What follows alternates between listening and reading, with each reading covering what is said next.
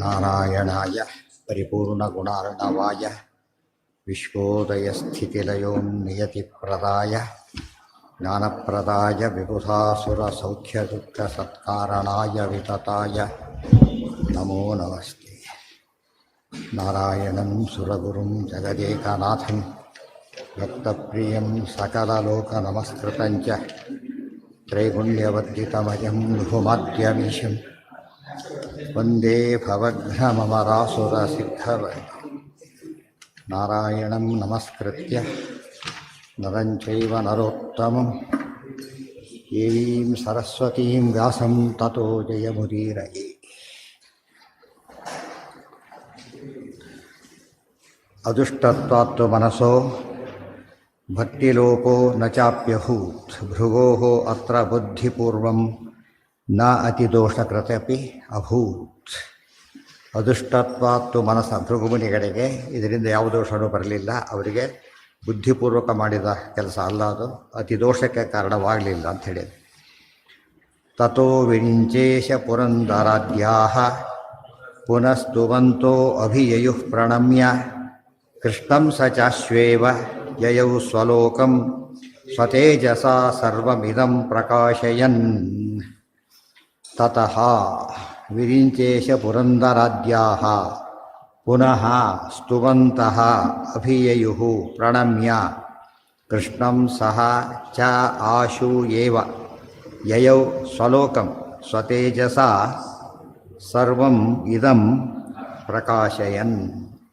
ತತಃ ಆ ಬಳಿಕ ವಿರಿಂಚ ಈಶಾ ಪುರಂದರಾದ್ಯಾಃ, ವಿರಿಂಚ ಬ್ರಹ್ಮದೇವರು, ಈಶಾ ರುದ್ರದೇವರು, ಪುರಂದರ ಇಂದ್ರದೇವರು ಅವರೇ ಮೊದಲಾದವರಿಂದ ಪುನಃಸ್ತುವಂತೋ ಅವರೆಲ್ಲ ಕೂಡ ಪುನಃ ಸ್ತುವಂತಹ ಅಭಿಯಯುಹು ಪ್ರಣಮ್ಯ, ಎಲ್ಲರೂ ಸಹ ಬಂದು ಅಭಿಯಯುಹು ಎದುರುಗೊಳ್ತಾ ಇದ್ದಾರೆ ದೇವರನ್ನು, ಕೃಷ್ಣನನ್ನು. ಸ್ತುವಂತಹ ಸ್ತೋತ್ರಗಳನ್ನು ಮಾಡ್ತಾ, ಪ್ರಣಮ್ಯ ನಮಸ್ಕಾರವನ್ನು ಮಾಡಿ, ಸ್ತೋತ್ರವನ್ನು ಮಾಡಿ ಎದುರುಗೊಂಡ್ರು ಅಂತ ಅರ್ಥ. ಸ್ತುವಂತಹ ಪ್ರಣಮ್ಯ ಅಭಿಯಯುಹು, ಸ್ತೋತ್ರವನ್ನು ಮಾಡ್ತಾ ನಮಸ್ಕಾರವನ್ನು ಮಾಡಿ, ಪ್ರಣಮ್ಯ ಸಾಷ್ಟಾಂಗ ನಮಸ್ಕಾರವನ್ನು ಮಾಡಿ, ಅಭಿಯಯುಹು ಎದುರುಗೊಂಡರು. ಧರ್ಮಾತ್ ವಾಪಸ್ ಬರ್ತಾ ಇದ್ದಾನೆ, ಎದುರುಗೊಳ್ತಾ ಇದ್ದಾನೆ. ಕೃಷ್ಣಂ ಸಚ ಆಶುಯೇಯವು ಸ್ವಲೋಕಂ, ಕೃಷ್ಣ ಅಲ್ಲಿಂದ ಬೇಗನೆ ಸ್ವಲೋಕಂ ವೈಕುಂಠಕ್ಕೆ ಹೋಗ್ತಾ ಇದ್ದಾನೆ. ಹೋಗಬೇಕಾದ್ರೆ ಸ್ವತೇಜಸ ಸರ್ವವಿಧಂ ಪ್ರಕಾಶಯ, ಸ್ವತೇಜಸ ಬೇಗ ಅಂತ ಹೇಳಿದರೆ ಯಾರಿಗೆ ಬೇಗ ಅಂತ ಹೇಳೋದಕ್ಕೆ ಕಾರಣ ಏನಂತ ಕೇಳಿದರೆ, ಒಂದು ಅವರ ಕಾತರ ಭಕ್ತರು, ಇನ್ನೊಂದು ಕಡೆಗೆ ದೇವರಿಗೆ ದೂರದ ಲೆಕ್ಕ ಇಲ್ಲ ಅಂತ ಹೇಳಬೇಕಾಗಿದೆ. ವೈಕುಂಠ ಬಹುದೂರದ್ದು, ದೇವರಿಗೆ ಲೆಕ್ಕ ಇಲ್ಲ. ಹೌದು. ಆಶ್ವೇವ ಸರ್ವವಿಧಂ ಪ್ರಕಾಶಯ, ಎಲ್ಲದೂ ಹೋಗ್ತಿರ್ಬೇಕಾದ್ರೆ ಇದಂ ಪ್ರಕಾಶಯ. ನಾವು ಸಾಮಾನ್ಯ ಆಕಾಶ ಪ್ಲೇನ್ ಹೋಗ್ತಿರ್ಬೇಕಾದ್ರೆ ರಾತ್ರಿ ಲೈಟ್ ಕಂಡು ಹೋಗ್ತಾ ಕಾಣಿಸ್ತಾ ಇರ್ತದೆ. ಆದರೆ ದೇವರದಂಥದ್ದು ಇದು ಸ್ವತೇಜಸ, ಸಹಜವಾದ ತೇಜಸ್ಸು. ಆದ್ದರಿಂದ ಲೋಕವನ್ನೇ ಬೆಳಗ್ತಾ ಹೊರಡ್ತಾ ಇದ್ದಾನೆ.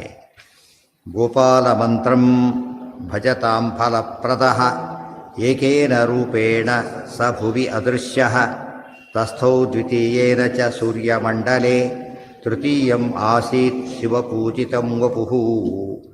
ಗೋಪಾಲಮಂತ್ರಂ ಭಜತಾಂ ಫಲಪ್ರದಂ, ಗೋಪಾಲಮಂತ್ರಂ ಕೃಷ್ಣ ಮಂತ್ರ, ಗೋಪಾಲ ಕೃಷ್ಣ, ಕೃಷ್ಣ ಮಂತ್ರವನ್ನು ಭಜತಾಂ ಫಲಪ್ರದಃ ಭಜನೆ ಮಾಡ್ತಕ್ಕಂಥ ಆ ಮಂತ್ರಗಳ ಮೂಲಕವಾಗಿ ಆರಾಧನೆ ಮಾಡಿದಾಗ ಅಂಥವರಿಗೆ ಫಲಪ್ರದ ವಿಶೇಷ ಫಲ ಕೊಡೋದಕ್ಕೋಸ್ಕರವಾಗಿ ಏಕೇನ ರೂಪೇಣ ಸಹ ಭುವಿ ಅದೃಶ್ಯ, ಒಂದು ರೂಪದಲ್ಲಿ ಭೂಲೋಕದಲ್ಲೇ ಒಂದು ರೂಪ ಇಟ್ಟ. ಯಾತಕ್ಕಿಟ್ಟ? ಕೃಷ್ಣ ಮಂತ್ರ ಜಪ ಮಾಡೋರಿಗೋಸ್ಕರ ವಿಶೇಷ ಅನುಗ್ರಹ, ಒಂದು ಆಫೀಸ್ ಇಟ್ಟಾಗೆ ಇಟ್ಟ ಪರಮಾತ್ಮ. ಅವರ ರೂಪಗಳಿಗೆ ಭೇದ ಇಲ್ಲ, ವಿಶೇಷ ಅಷ್ಟೇ.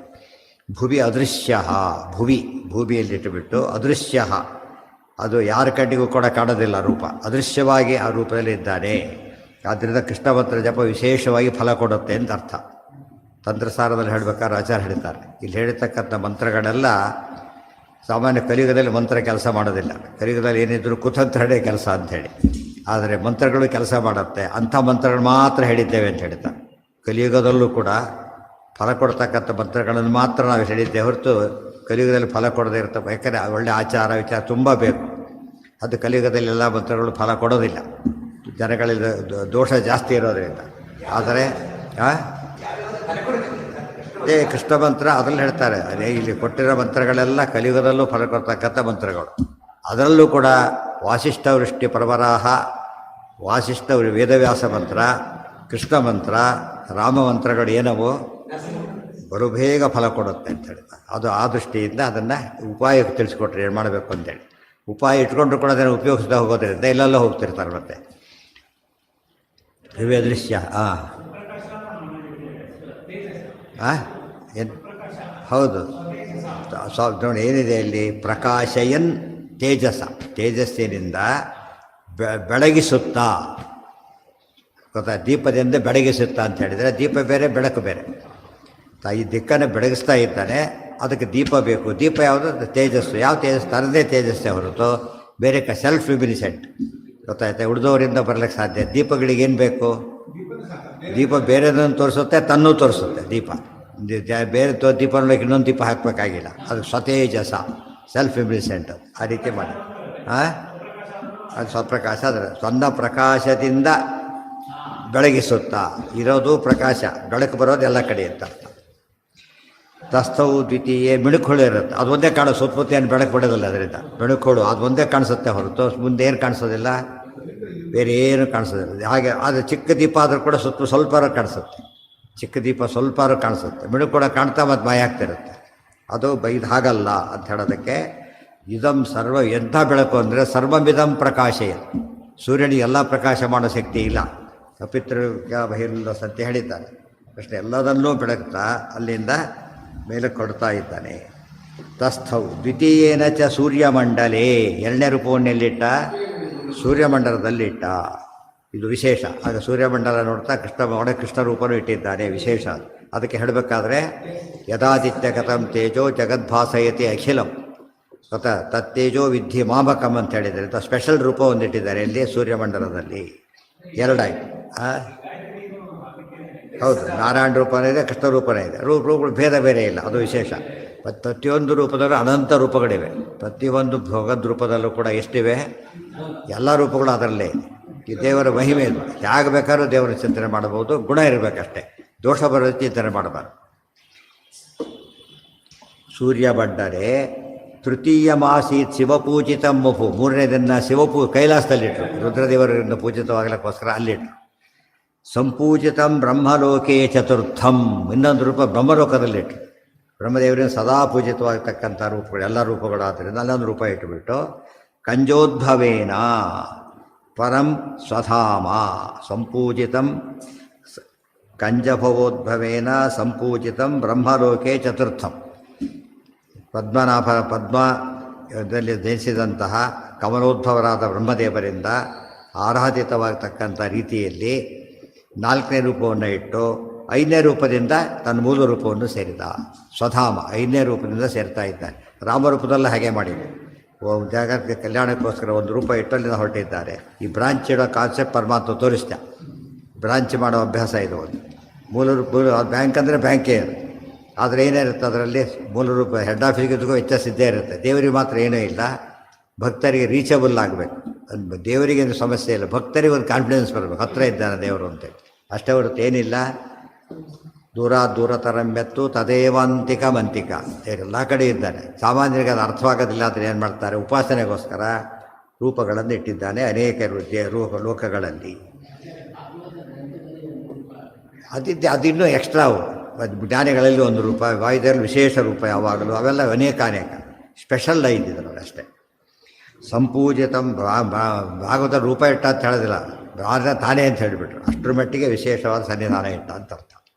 ಸಂಪೂಜಿತಂ ಬ್ರಹ್ಮಲೋಕೆ ಚತುರ್ಥಂ ಕಂಜೋದ್ಭವೇನಾಥ ಪರಂ ಸ್ವಧಾಮ. ಆಮೇಲೆ ಸ್ವಧಾಮ ತನ್ನ ಧಾಮ ವೈಕುಂಠ ಪರಂಧಾಮಕ್ಕೆ ಹೊರಟ. ಸಮಾಪ್ನುಮಾನಂ ವಪುರಸ್ಯ ಪಂಚಮಂ ಭಕ್ತ್ಯಾ ಅನ್ವಯುರ್ದೇವವರ ಸ್ವಶಕ್ತ್ಯ.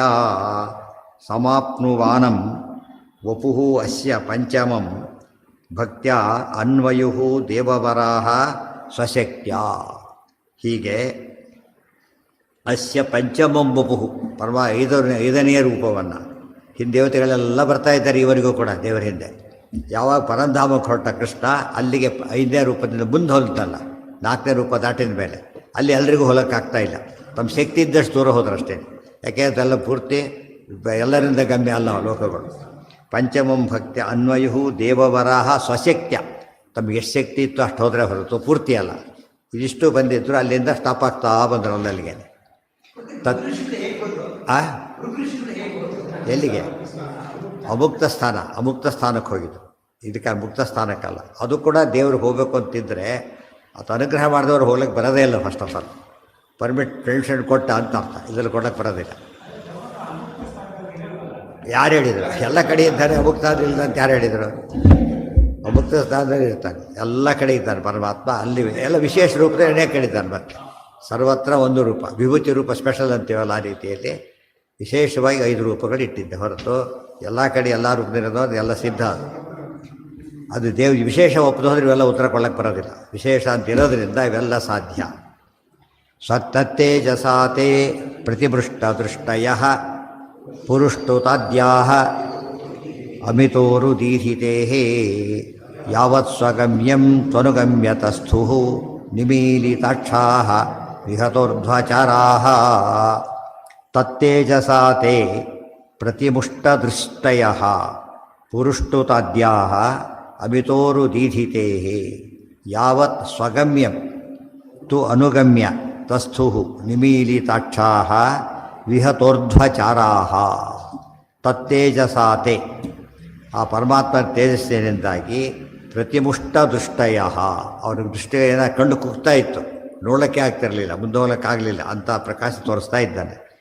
ಪುರುಷ್ಟುತಾದ್ಯ, ಯಾರ್ಯಾರು ಇಂದ್ರಾದಿ ದೇವತೆಗಳೆಲ್ಲ ಅಮಿತೋರು ದೀಹಿತೇಹೇ ಪ್ರತಿಪುಷ್ಟ ದೃಷ್ಟಯ, ಪರಮಾತ್ಮ ಸೂರ್ಯನ ನೋಡೋಕ್ಕಾಗೋದಿಲ್ಲ, ನೋಡಿದ ತಕ್ಷಣ ಏನಾಗ್ಬಿಡುತ್ತೆ, ಕಣ್ಣಾಗಿ ಮುಚ್ಕೊಂಡ್ಬಿಡುತ್ತೆ. ಹಾಗೆ ಆ ರೀತಿಯಾಗಿ ಹೀಗೆ ಇಟ್ಕೊಂಡು ಕಷ್ಟಪಟ್ಟು ನೋಡ್ತಾರೆ, ಹಾಗೆ ನೋಡೋಕ್ಕಾಗೋದಿಲ್ಲ. ಇವರೆಲ್ಲ ಕಣ್ಣೆಲ್ಲ ಕೂಡ ಕುಗ್ತಾ ಇದೆ.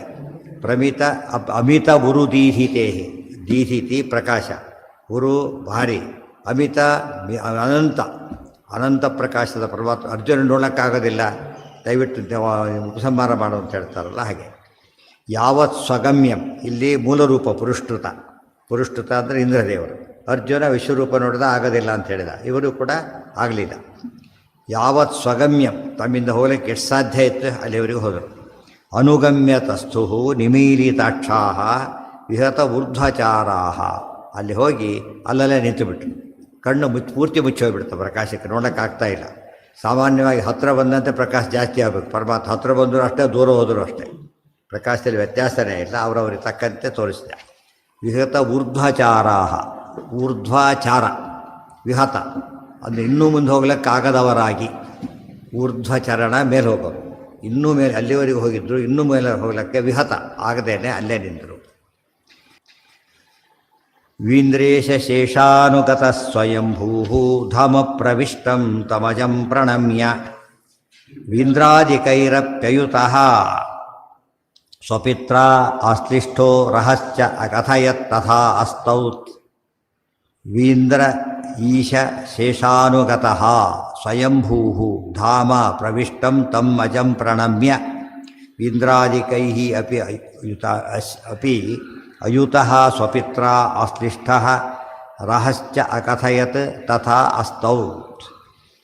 ಆದರೆ ಇಂದ್ರಾದಿ ದೇವತೆಗಳಿಗೆ ಆಗಲಿಲ್ಲ. ಬ್ರಹ್ಮದೇವರು ಹೊರಟರು, ಅವ್ರ ಹಿಂದೆ ವೀಂದ್ರ ಈಶ ಶೇಷ 3 ಜನ ಮಾತ್ರ ಹೊರಟರು. ಯಾರ್ಯಾರು? ಗರುಡ ಶೇಷ ರುದ್ರರ ಸಮೇತ ಬ್ರಹ್ಮದೇವರು ಮುಂದೆ ಹೊರಟರು. ಉಳಿದವರೆಲ್ಲ ಅಲ್ಲಿ ಸ್ಟಾಪ್ ಆದರು. ಇಂದ್ರದೇವರ ಸಮೇತ ಉಳಿದವ್ರಿಗೆ ಮುಂದೆ ಹೋಗ್ಲಿಕ್ಕಾಗಲಿಲ್ಲ. ಆದರೆ ಬ್ರಹ್ಮದೇವರು ಮಾತ್ರ ಮುಂದೆ ಹೋದರು. ಇವ್ರು 3 ಜನ ಕರ್ಕೊಂಡು ಹೊರಟರು. ಬ್ರಹ್ಮದೇವರು ಮುಂದಿದ್ದದಕ್ಕೆ ಇವ್ರು ಹೋಗ್ಲಿಕ್ಕೆ ಸಾಧ್ಯ ಆಯಿತು. ದೊಡ್ಡವ್ರ ಜೊತೆ ಹೋಗ್ತಾ ಹೋಗಿಬಿಡ್ತಾರಲ್ಲ ಹಾಗೆ, ಇಲ್ಲದವ್ರು ಆಮೇಲೆ ಹೋಗ್ಲಿಕ್ಕೆ ಬರೋದಿಲ್ಲ. ಹಾಗೋದ್ರೆ ನುಗ್ತಿರ್ತಾರೆ, ಕೆಲವು ತಳ್ತಾರೆ, ಕೆಲವು ಅಲ್ಲೇ ಎಕ್ಸ್ಕಪ್ ಆಗ್ತಾರೆ. ಆ ರೀತಿ ಆಯಿತು.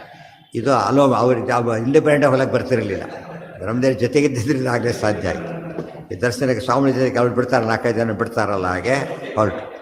ತಸ್ಥು ನಿಮೀಲಿತಾಕ್ಷಾ ವಿಹತ, ಅವ್ರು ಹೇಳಬೇಕು, ಇವ್ರು ನಮ್ಮವರೇ ಬಿಡಿ ಅಂತ ಹೇಳಬೇಕು. ಹೋದಿಲ್ಲದ್ರೆ ಬಿಟ್ಬಿಡ್ತಾರೆ, ಇಲ್ಲೇ ಕೆಡಿತಿರ್ತಾರೆ, ಇಲ್ಲಾಂದರೆ ಅವ್ರು ಬಿಡ್ತಾರೆ. ನಿಮೀಲಿತಾಕ್ಷಾ. ಆಮೇಲೆ ವೀಂದ್ರ ಸ್ವಯಂಭೂ ಧಾಮ ಪ್ರವಿಷ್ಟಂ ತಮಜಂ ಪ್ರಣಮ್ಯ, ತನ್ನ ಮೂಲ ರೂಪ ಸೇರಿದಂಥ ಪರಮಾತ್ಮನಿಗೆ ನಮಸ್ಕಾರವನ್ನು ಮಾಡಿ, ದೇವರು ಮೂಲ ರೂಪ ಸೇರೋದನ್ನು ನೋಡಿದರು. ಅವರು ಉಳಿದವರು ನೋಡೋಕ್ಕಾಗಲಿಲ್ಲ, ಇಂದ ಅಲ್ಲೇ ಸ್ಟಾಪ್ ಆಗಿಬಿಟ್ರು. ಇವರು 3 ಜನ ಪ್ಲಸ್ 1 ಬ್ರಹ್ಮದೇವರು ಮಾತ್ರ ಏನು ಮಾಡಿದರು, ಅಲ್ಲಿ ಮೂಲ ರೂಪ ಸೇರೋದನ್ನು ನೋಡಿದರು. ಪ್ರಣಮ್ಯ ವೀಂದ್ರಾದಿಕೈರಪಿ ಅಯುತಃ ಸ್ವಪಿತ್ರ. ಆಮೇಲೆ ಗರುಡಶೇಷರ ದೇವರು ಅಲ್ಲೇ ಬಿಟ್ಟರು ಬ್ರಹ್ಮದೇವರು. ಇನ್ನೂ ಮುಂದೆ ಹೋದರು. ಇನ್ನು ಅಲ್ಲಿಂದ ಇಲ್ಲಿವರೆಗೂ ಆಯಿತು, ಪರಧಾಮ ನೋಡೋದ್ರವರೆಗೂ ಆಯಿತು ಅವರಿಗೆ. ಇನ್ನು ಮುಂದೆ ಹೋಗ್ಲಿಕ್ಕಾಗಲಿಲ್ಲ. ಯಾರಿಗೆ? ಗರುಡಶೇಷ ರುದ್ರರಿಗೆ. ಬ್ರಹ್ಮದೇವರು ಇಲ್ಲಿ ತಾರತಮ್ಯ ಕ್ಲಿಯರಾಗಿ ಗೊತ್ತಾಗ್ತಾ ಇತ್ತು. ಅಪ್ ಟು ಇಂದ್ರದೇವರು ಒಂದು ಸ್ಟೇಜು, ಆಮೇಲೆ ಗರುಡಶೇಷರು ಇನ್ನೊಂದು ಸ್ಟೇಜು, ಬ್ರಹ್ಮದೇವರು ಫೈನಲ್ ಸ್ಟೇಜ್. ಅದಕ್ಕಿಂತ ಮುಂದೆ ಹೋಗ್ಲಿಕ್ಕೆ ಯಾರಿಗೂ ಮಹಾಲಕ್ಷ್ಮಿ ಅಷ್ಟೇ, ಇನ್ಯಾರಿಗೂ ಸಾಧ್ಯ ಇಲ್ಲ. ಅವ್ರು ಹೋಗೋ ಪ್ರಸಂಗ ಬರೋದಿಲ್ಲ, ಯಾವಾಗಲೂ ಜೊತೆಗೆ ಇರ್ತಾರೆ. ಇದು ತಾರತಮ್ಯ. ಅಂದರೆ ತಾರತಮ್ಯದ ಜಾಗನೇ ಇಲ್ಲ. ಎಲ್ಲಿ ಹೋದ್ರೂ ಏನು ಕಾಣಿಸುತ್ತೆ ನಮಗೆ? ಎದ್ದು ಕಾಣುತ್ತೆ. ಅದು ಅಬ್ಸರ್ವ್ ಮಾಡ್ತಿರ್ಬೇಕು. ಆಗ ಆಚಾರ್ಯ ತಾರತಮ್ಯ ಏನೋ ಸುಮ್ಮನೆ ಹೇಳಿದ್ದಲ್ಲ, ಅದು ಎಲ್ಲ ಕಡೆಯೂ ಪ್ರಾಕ್ಟಿಕಲಾಗಿ ಕಾಣೋದು ಅಂತ ಅರ್ಥ. ಸ್ವಪಿತ್ರ ಆಶ್ಲಿಷ್ಟ. ಮುಂದೆ ಹೋದರು ಬ್ರಹ್ಮದೇವರು. ಏನು ಪರಮಾತ್ಮ ಏನು ಮಾಡಿದಾಗ ಅವರನ್ನು ಆಲಿಂಗನ ಮಾಡಿಕೊಂಡು, ಇದೆಲ್ಲ ಉಳಿದವರಿಗಿಲ್ಲ. ಆಶ್ಲಿಷ್ಟ ರಹಸ್ಯ ಅಕಥಯತ್ ತಥಾ. ಕೆಲವು ಏಕಾಂತದ ಮಾತುಗಳನ್ನು ಆಡಿದರು. ಏಕಾಂತದ ಮಾತು ಏನು ಆಡಿದರು ಅಂತ ಕೇಳಬಾರ್ದು. ಅದಕ್ಕೆ ಏಕಾಂತ ಆಗೋದಿಲ್ಲ. ಉಪವಾಸ ಏನು ತಿಂದರು ಅಂತ ಕೇಳಿದರೆ ಉಪವಾಸ ಹೋಯ್ತು ಅಂತ. ಏನು ಹೇಳಿದ್ರೆ ಹೇಳೋದೇ ಇಲ್ಲ, ಅಲ್ಲಿಸ್ಬಿಟ್ರು ಅಷ್ಟೇ. ಅಕಥಯತ್ ಅಕಥಾ ರಹಸ್ಯ ಅಕಥಯತ್ ತಥಾ ಅಸ್ತೌ. ಕೇಳಿ ವಿಶೇಷ ಸ್ತೋತ್ರವನ್ನು ಮಾಡಿದರು. ಇಷ್ಟೆಲ್ಲ ತಾರತಮ್ಯ ಹೇಳಿದ ಮೇಲೆ ಎಲ್ಲರೂ ಬ್ರಹ್ಮ ಸಮಾನ ಆಗ್ತಾರೆ, ಐಕ್ಯ ಹೊಂತಾರೆ, ಅವೆಲ್ಲ ಹೋಯ್ತಲ್ಲಿಗೆ ಗೊತ್ತಾಯ್ತು. ಈ ರೀತಿ ಹೋಗಲಿಕ್ಕೆ ಸಾಧ್ಯವಾಗಿರಬೇಕಾದ್ರೆ ಇನ್ನು ದೇವ್ರ ಜೊತೆ ಐಕ್ಯ ಹೊಂತಾರೆ ಯಾರಾದರೂ? ಸಾಮ್ಯ ಹೊಂತಾರ?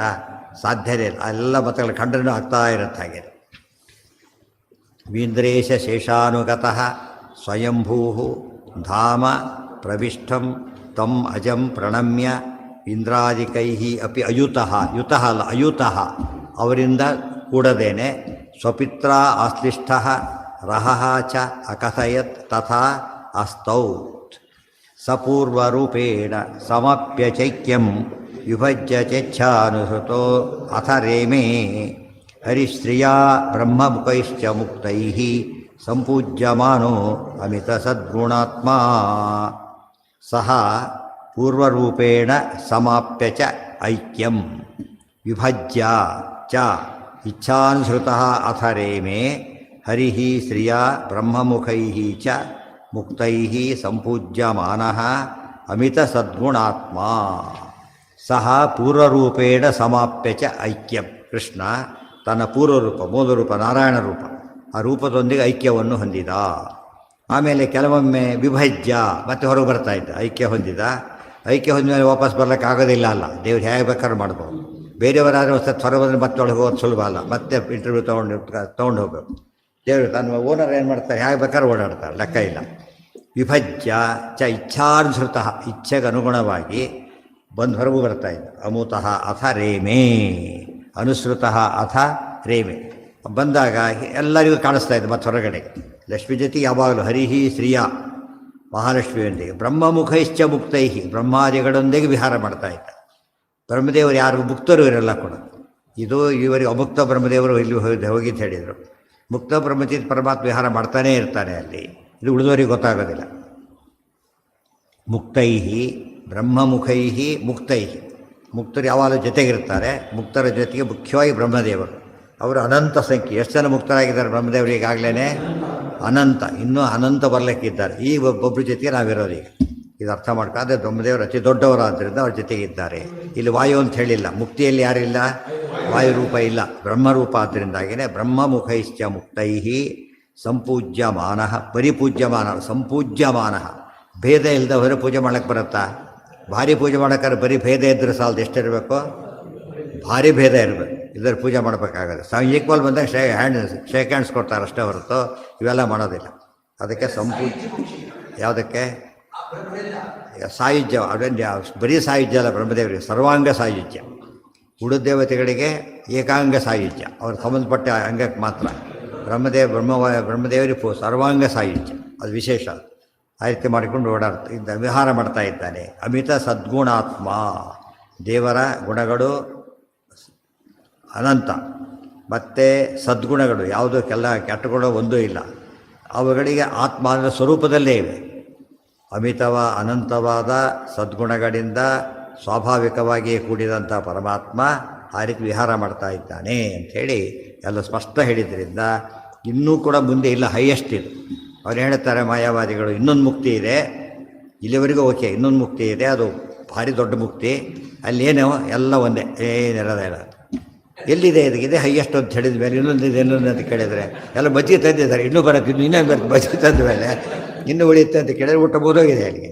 ಇನ್ನೂ ಬರುತ್ತೆ ಅಂತ ಯಾರು ಕೊಡೋದಿಲ್ಲ, ಬುಡ್ಡಕ್ಕೆ ಇನ್ನೂ ಮಜ್ಜಿಗೆ ಇನ್ನೇನು ಬರುತ್ತೆ ಅಂತ ಯಾರು ಕೇಳೋದಿಲ್ಲ. ಯಾಕೆ? ಲಾಸ್ಟ್ ಅಂತಾನೆ ಅರ್ಥ. ಇದು ಫೈನಲ್ ಇದೆ, ಬಿಡೋದಿಲ್ಲ. ಇನ್ನೊಂದು ಚೂರು ಎಲ್ಲಿದೆ, ಎಲ್ಲೋ ಇದೆ ಅಷ್ಟೇ. ಯಾರಿಗೂ ಗೊತ್ತಿಲ್ಲ, ನಿಮಗೂ ಗೊತ್ತಿಲ್ಲ, ಮತ್ತೆ ಕೇಳ್ತಾರೆ ನಮ್ಮ ಮುಂದೆ ಅಂತ ಕೇಳ್ತಾರೆ. ಅದೇ ಹೇಳಿದ್ದು, ಇಲ್ಲದ್ದು ಏನು ತೋರಿಸೋದು, ಸುಮ್ಮನೆ ಇದೆ ಅಂತ ಹೇಳೋದಷ್ಟೆ. ಯಾಕಂದ್ರೆ ಇದಕ್ಕಾಗಲಿಲ್ಲಲ್ಲ. ಈಗ ಇನ್ನೊಂದಿದೆ, ಕೆಲವರು ಇರ್ತಾರೆ ದುಡ್ಡಿಸ್ಕೋಬಿಟ್ಟಿರ್ತಾರೆ ಲಂಚನ, ಕೆಲಸ ಆಗೋದಿಲ್ಲ. ಇನ್ನೊಂದಿಷ್ಟು ಬರುತ್ತೆ ಅಂತ ಹೇಳಿದ್ರು, ಇನ್ನೊಂದಿಷ್ಟಿಲ್ಲ ಇಷ್ಟಿಲ್ಲ, ಇವ್ರು ಮೋಸ ಮಾಡಿ ಇನ್ನೊಂದಿಷ್ಟಿದೆ ಅಂತೇಳಿ ಕೊನೆ ಕೇಳಿದರೆ ಏನೋ ಇಲ್ಲ ಹೇಳ್ಬಿಡೋದು. ಆ ಕಾಲಕ್ಕೆ ಸಮಾಧಾನ ಮಾಡೋಕ್ಕೆ ಒಂದು ಮಾತು ಹೇಳ್ತಾರಲ್ಲ ಹಾಗೆ. ಸಪೂರ್ವ ರೂಪೇಣ ಸಮಾಪ್ಯ ಚೈಕ್ಯಂ ವಿಭಜ್ಯ ಚೇಚ್ಛಾನುಸೃತೋಥ ರೇಮೇ ಹರಿಶ್ರಿಯಾ ಬ್ರಹ್ಮಮುಖೈಶ್ಚ ಮುಕ್ತೈಃ ಸಂಪೂಜ್ಯಮಾನೋ ಅಮಿತ ಸದ್ಗುಣಾತ್ಮ ಬ್ರಹ್ಮಾಪಿ ಶರ್ವಾದಿಯುತಃ ಸ್ವಲೋಕಂ ಪ್ರಾಪ್ತಃ ಪುನಸ್ತತ್ರ ಗತಂಚ ಕೃಷ್ಣಂ ರೇಮೇಭಿಪಶ್ಯನ್ ಪ್ರತಿಪೂಜಯಂತಂ ಸುರಾಶ್ಚ ಸರ್ವೇ ರವಿಬಿಂಬ ಸಂಸ್ಥಂ.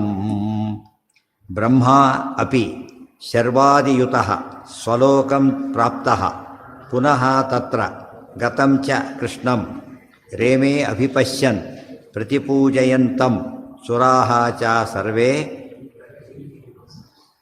ರವಿಬಿಂಬ ಸಂಸ್ಥಂ. ಇಷ್ಟೆಲ್ಲ ಹೇಳ್ತಾರೆ. ಬ್ರಹ್ಮದೇವರು ಏನು ಮಾಡಿದ್ರು ಈಗ? ಬ್ರಹ್ಮಾಪಿ ಶರ್ವಾದಿಯುತಃ, ಒಳಗೆ ಹೋಗಿ ಆಲಿಂಗನ ಎಲ್ಲ ಆಯಿತು, ಹೊರಗೆ ಬಂದರು. ಇವರು ಇಲ್ಲಿ ನಿಂತಿದ್ರು ಕಾಯ್ತಾ, ಗರುಡಶೇಷ ರುದ್ರದೇವರು 3 ಜನ. ಅವ್ರ ಜೊತೆ ವಾಪಸ್ ಬಂದರು ಬ್ರಹ್ಮದೇವರಿಗೆ. ಅಲ್ಲೇ ಕಾಯ್ತಾ ಇದ್ದರು. ಅವರು ಮುಂದೆ ಹೋದ ಬ್ರಹ್ಮದೇವರು ವಾಪಸ್ ಬಂದರು, ಅವ್ರ ಜೊತೆ ಕೂಡ್ಕೊಂಡು ಶರ್ವಾದಿಯುತಃ ಸ್ವಲೋಕಂ ಪ್ರಾಪ್ತ. ಇಲ್ಲಿ ಬಂದರು, ಸತ್ಯಲೋಕಕ್ಕೆ ಬಂದರು. ಸೊ ಸತ್ಯಲೋಕದ ಮೇಲೆ ಮುಂದೆ ಹೋಗಿದ್ದೀಗ. ಭೂಹು ಭೂಹ ಸ್ವಹ ಮಹಾ ಜನಃ ತಪಃ ಸತ್ಯಂ, ಇಲ್ಲಿ ಅಲ್ಲಿ ದಾಟಿ ಮುಂದೆ ಹೋಗಿದ್ದರು, ಅಲ್ಲಿ ವಾಪಸ್ ಬಂದರು, ಸತ್ಯಲೋಕಕ್ಕೆ ಬಂದು ಪುನಸ್ತತ್ರ ಗತಂಚ. ಅಲ್ಲಿ ಕೃಷ್ಣ ಇದ್ದೇ ಇದ್ದಾನೆ. ಯಾಕೆ? ಒಂದು ರೂಪ ಇಟ್ಟಿದ್ದಾನಲ್ಲ, ಆ ರೂಪದಿಂದ ಪೂಜೆ ಮಾಡ್ತಾ ಇದ್ದಾರೆ. ಇದು ಪ್ರತಿಮೆಗಳಲ್ಲ, ಇವು ಪೂಜೆ ಮಾಡ್ತಿರೋದು ಏನದು? ಸಾಕ್ಷಾತ್ ರೂಪನೇ ಪರಮಾತ್ಮ ಇಟ್ಟು ಪ್ರತಿಮೆ ಪೂಜೆ ಮಾಡ್ತಾ ಇಲ್ಲ. ರೇಮೇಭಿ ಪಶ್ಯನ್ ಪ್ರತಿಪೂಜಯಂತಂ. ಆಗ ರೇಭೇಪಿ ಪಶ್ಯನ್, ಕೃಷ್ಣನ್ ನೋಡ್ತಾನೆ, ವಿಶೇಷ ಪೂಜೆ ಮಾಡ್ತಾನೆ ಅಲ್ಲಿದ್ದಾರೆ. ಸುರಾಶ್ಚ ಸರ್ವೇ, ಇನ್ನು ಉಳಿದ ದೇವತೆಗಳೆಲ್ಲ ಅಲ್ಲಿ ಪೂಜೆ ಮಾಡೋ ಹಾಗಿಲ್ಲ. ಇಷ್ಟೇ ಇವರೆಲ್ಲ ಬ್ರಹ್ಮದೇವರು ಪ್ರಧಾನವಾಗಿ ಗರುಡಶೇಷ ರುದ್ರರು. ಉಳಿದವರೆಲ್ಲ ರವಿಬಿಂಬ ಸಂಸ್ಥಂ, ದೇವತೆಗಳು. ಹಾಗೆ ಉಳಿದವರು ಎಲ್ಲಿ ಪೂಜೆ ಮಾಡೋದಕ್ಕೆ ದೇವರನ್ನ? ಅದಕ್ಕೇನೆ ಧೇಯಸ್ಸದ ಸವಿತೃಮಂಡಲ ಮಧ್ಯವರ್ತಿ. ಬೇರೆ ಅದೇ ನಮ್ಮ ಮುಖ್ಯ ಪ್ರತಿಮೆ ಯಾವ್ದು ನೆಲ್ಲಿ ನೋಡ್ಬೇಕು ಪ್ರತೀಕ ಅಂದರೆ ಸೂರ್ಯ. ಯಾಕೆ? ದೇವರು ಭಾರಿ ತೇಜಸ್ಸಿದೆ. ತೇಜಸ್ಸನ್ನು ಎಲ್ಲಿ ಚಿಂತನೆ ಮಾಡಬೇಕು ನಾವೀಗ? ತೇಜಸ್ಸನ್ನಲ್ಲೇ ಮಾಡಬೇಕು. ನಮಗೆ ಕಣ್ಣಿಗೆ ಕಾಣೋ ತೇಜಸ್ಸಲ್ಲಿ ಬೆಸ್ಟ್ ಯಾವುದು? ಸೂರ್ಯ. ಅದು ಸೂರ್ಯಾಂತರ್ಗತ. ದೇವತೆಗಳಿಗೆ ಇನ್ನೂ ಮೇಲಿರೋದ್ರೆ ಅವ್ರು ಎಲ್ಲಿ ನೋಡ್ತಾರೆ? ಇದು ಬೇಕೇ ಇಲ್ಲ ಅವರಿಗೆ. ಗೊತ್ತಾಯ್ತಾ? ಬ್ರಹ್ಮದೇವರಿಗೆ ಇನ್ನೂ ಬೇಕು, ಇನ್ನೂ ಮೇಲೆ ಹೋಗ್ತಾರೆ. ಸೊ ನಮ್ಮ ಲಿಮಿಟೇಷನ್ ಪ್ರಕಾರ ನೀವು ಆರಾಧನೆ ಮಾಡಬೇಕು ನಾವೀಗ. ಅದಕ್ಕೇನೆ ರವಿಬಿಂಬ ಸಂಸ್ಥೆ. ಈ ಗಾಯತ್ರಿ ಮಂತ್ರಕ್ಕೆ ಯಾತಕ್ಕೆ ಹೇಳಿದ್ರೆ ಗೊತ್ತಾಗುತ್ತೆ. ಯಾಕೆ? ಸೂರ್ಯನ ಒಂದು ನಾವು ಇದು ಮಾಡ್ಕೊಂಡಿದ್ದರಿಂದ, ಅಧಿಷ್ಠಾನ ಮಾಡ್ಕೊಂಡಿದ್ದರಿಂದ ಸೂರ್ಯೋದಯಕ್ಕೋಸ್ಕರ ಕಾಯ್ತಿರಬೇಕು. ಇಲ್ಲಿ ಸೂರ್ಯ ಮುಳುಗೋದು, ಅಲ್ಲಿ ಸೂರ್ಯ ಹುಟ್ಟೋದು, ಸೂರ್ಯನ ಜೊತೆಗೆ ನಮ್ಮ ದೇವರ ಆರಾಧನೆ ನಡೀತಾ ಹೋಗಬೇಕು. ಅದಕ್ಕೆ ಅಷ್ಟು ಮಹತ್ವ ಇದೆ. ಅದಕ್ಕೆ ಆಚಾರ್ಯರು ಕೊಟ್ಟಾಗ ಕೂಡ ಸೂರ್ಯ ರೂಪ ಕೊಡಲಿಕ್ಕೋಸ್ಕರ ಕೃಷ್ಣ ರೂಪ, ರಾಮರೂಪಗಳನ್ನೇ ಹೆಚ್ಚು ಮಠಗಳಿಗೆ ಕೊಟ್ಟಿರೋದು. ಒಂದೆರಡು ಎಕ್ಸೆಪ್ಷನ್ ಇದೆ. ಯಾಕೆ ಅಂದರೆ ಎಲ್ಲರಿಗೂ ಕೂಡ ಈ ರೂಪಗಳು ಎಲ್ಲರಿಗೂ ಆಕ್ಸೆಸಿಬಲ್ ಆದ್ದರಿಂದ ಕೊಡ್ತಾರೆ. ಹೌದು, ಅವರೆಲ್ಲ ಪತ್ನಿ ಸಮೇತ ಮಾಡ್ತಾರೆ. ಚಿಂತನೆ ಮಾತ್ರ ಎಷ್ಟಾಗುತ್ತೋ ಅಷ್ಟು ಮಾಡುತ್ತಾರೆ. ಈಗ ಸಾಮಾನ್ಯವಾಗಿ ಪತಿ ಪತ್ನಿಗಿಂತ ಏನಾಗಿರ್ತಾರೆ? ಕಡಿಮೆ ಇರ್ತಾರೆ. ಪತಿ ಜಾಸ್ತಿ ಇರ್ತಾನೆ, ಪತ್ನಿ ಕಡಿಮೆ ಇರ್ತಾರೆ. ಜೊತೆ ನೋಡಿದರೂ ಕೂಡ ಎಷ್ಟು ಮಟ್ಟಿಗೆ ಅವರು ಕಾಣಿಸುತ್ತೋ ಅಷ್ಟು ನೋಡ್ತಾರೆ. ಆ ತಾರತಮ್ಯ ಇದ್ದಿದ್ದೆ. ಹಾಂ, ಹೌದು. ಕಣ್ಣಲ್ಲಿ ಸೂರ್ಯ, ಹೌದು, ಸೂರ್ಯ ಕಣ್ಣಲ್ಲಿರೋ ಅದು ಪ್ರಧಾನ ಅಧಿಷ್ಠಾನ. ಇಲ್ಲಿಂದ ನೋಡಬೇಕು. ಇಲ್ಲಿ ಸೂರ್ಯ ಇದ್ದಾನೆ, ಅದನ್ನು ಚಿಂತನೆ ಮಾಡಲೇಬೇಕು, ಅದನ್ನು ಬಿಡಾಗಿಲ್ಲ. ಬಟ್ ಧ್ಯಾನಕ್ಕೆ ಅದನ್ನೇ ಉಪಯೋಗ. ಅಧಿಷ್ಠಾನ, ಪ್ರಧಾನ ಅಧಿಷ್ಠಾನ ಅದೇನೆ. ಗೊತ್ತಾಯ್ತಾ? ಪ್ರಧಾನ ಅಧಿಷ್ಠಾನ. ಅದಕ್ಕೇನೆ ನಾವು ಯಾತಕ್ಕೆ ಸೂರ್ಯ ಮುಡಿದ ಮೇಲೆ ಸಂಧ್ಯಾನೆ ಮಾಡೋಂಗಿಲ್ಲ ಅಂದರೆ ಬಿಂಬನೇ ಇಲ್ಲ, ಪ್ರತಿಬಿಂಬನೇ, ಬಿಂಬ ಇಲ್ಲ ಅಲ್ಲಿ. ಇವ್ರು ಮಾಡಿದ್ದೇನು ರೀಚ್ ಆಗಲ್ಲ. ಆಗ ಅದಕ್ಕೆ ಸೂರ್ಯ ಹುಟ್ಟೋಕ್ಕಿಂತ ಅಲ್ಲಿ ಬೆಳಕು ಬಂದುಬಿಟ್ಟು ಅದು ನೋಡಿ ಯೋಚನೆ ಇಲ್ಲ. ಇಲ್ಲಿ ಮಾತ್ರ ಸೂರ್ಯಾಸ್ತಕ್ಕಿಂತ ಮುಂಚೆನೇ ಮಾಡಬೇಕು. ಅಲ್ಲಿ ಸೂರ್ಯೋದಯಕ್ಕೆ ಮುಂಚೆ ಅರುಣೋದಯ ಆಗಿಬಿಟ್ಟಿರುತ್ತೆ. ಅವ ಮಾಡ್ಬೋದು, ಅದು ಅಲೋಡ್. ಸೂರ್ಯೋದಯ ಆದಮೇಲೆ ಕಂಟಿನ್ಯೂ ಮಾಡ್ಬೋದು. ತುಂಬ ತಪ್ಪು ತಿಳ್ಕೊಂಡಿರ್ತಾರೆ, ಸೂರ್ಯೋದಯದೊಳಗೆ ಗಾಯತ್ರಿ ಮುಗಿಸ್ಬೇಕು ಅಂತಿಲ್ಲ. ಶುರು ಮಾತ್ರ ಮಾಡಲೇಬೇಕು, ಆಮೇಲೆ ಕಂಟಿನ್ಯೂ ಮಾಡಬೇಕು. ಒಂದು ವಿಶೇಷ ಏನು ಅಂದರೆ ಸೂರ್ಯೋದಯಕ್ಕಿಂತ ಮುಂಚೆ ಆದರೆ ನಿಂತ್ಕೊಂಡು ಮಾಡಬೇಕು, ಆಮೇಲೆ ಮಾಡಿದರೆ ಕುತ್ಕೊಂಡು, ಅಷ್ಟು ವ್ಯತ್ಯಾಸ ಇದೆ. ಯಾವಾಗ ಸೂರ್ಯೋದಯ ಆದಮೇಲೆ ಬೆಳಗ್ಗಿಂದ ಮಾಡ್ಬೋದು, ನಿಂತ್ಕೊಂಡು ಮಾಡ್ಬೋದು, ಕುತ್ಕೊಂಡು ಮಾಡ್ಬೋದು. ಆದರೆ ಸಾಯಂಕಾಲ ಮಾತ್ರ ಕುತ್ಕೊಂಡೇ ಮಾಡಬೇಕು, ನಿಂತ್ಕೊಂಡು ಮಾಡಬಾರ್ದು. ಸಾಯಂಕಾಲ ಸದಾಚಾರ ಸ್ಮೃತಿ ಅದೆಲ್ಲ ಕ್ಲಿಯರಾಗಿ ಹೇಳ್ಬಿಡ್ತಾರೆ. ಬೆಳಿಗ್ಗೆ ತತಸ್ತು ಉಪವಿಷೇತವ, ಆದರೆ ಉತ್ತರ ಅಂತೂ ಉಪವಿಶ್ಯೈವ, ಬಂದು ಸಾಯಂಕಾಲ ಸಂಜೆ ಕುತ್ಕೊಂಡೇ ಮಾಡಬೇಕೇ ಹೊರತು ನಿಂತ್ಕೊಂಡು ಮಾಡಬಾರ್ದು. ಇದು 2 ಆಪ್ಷನ್ ಇದೆ. ಸೂರ್ಯೋದಯಕ್ಕಿಂತ ಮುಂಚೆ ಮಾತ್ರ ನಿಂತ್ಕೊಂಡೇ ಮಾಡಬೇಕು, ಸೂರ್ಯ ಆದಮೇಲೆ ನಿಲ್ಬೋದು, ಕೂಡ್ಬೋದು ಬೆಳಗ್ಗಿಂದಕ್ಕೆ. ಸಾಯಂಕಾಲಕ್ಕಿಂತ ಸಾಯಂಕಾಲ ಸೂರ್ಯಾಸ್ತಕ್ಕಿಂತ ಮುಂಚೆನೇ ಮಾಡಬೇಕು, ಕುತ್ಕೊಂಡೇ ಮಾಡಬೇಕು. ಇದು ವಿಶೇಷ. ಹಾಂ ಹಾಂ ಹಾಂ ಹಾಂ ಹಾಂ ಹಾಂ ಹಾಂ ಹಾಂ ಹಾಂ ಹಾಂ ಹಾಂ ಹಾಂ ಸರಿ. ಹಾಂ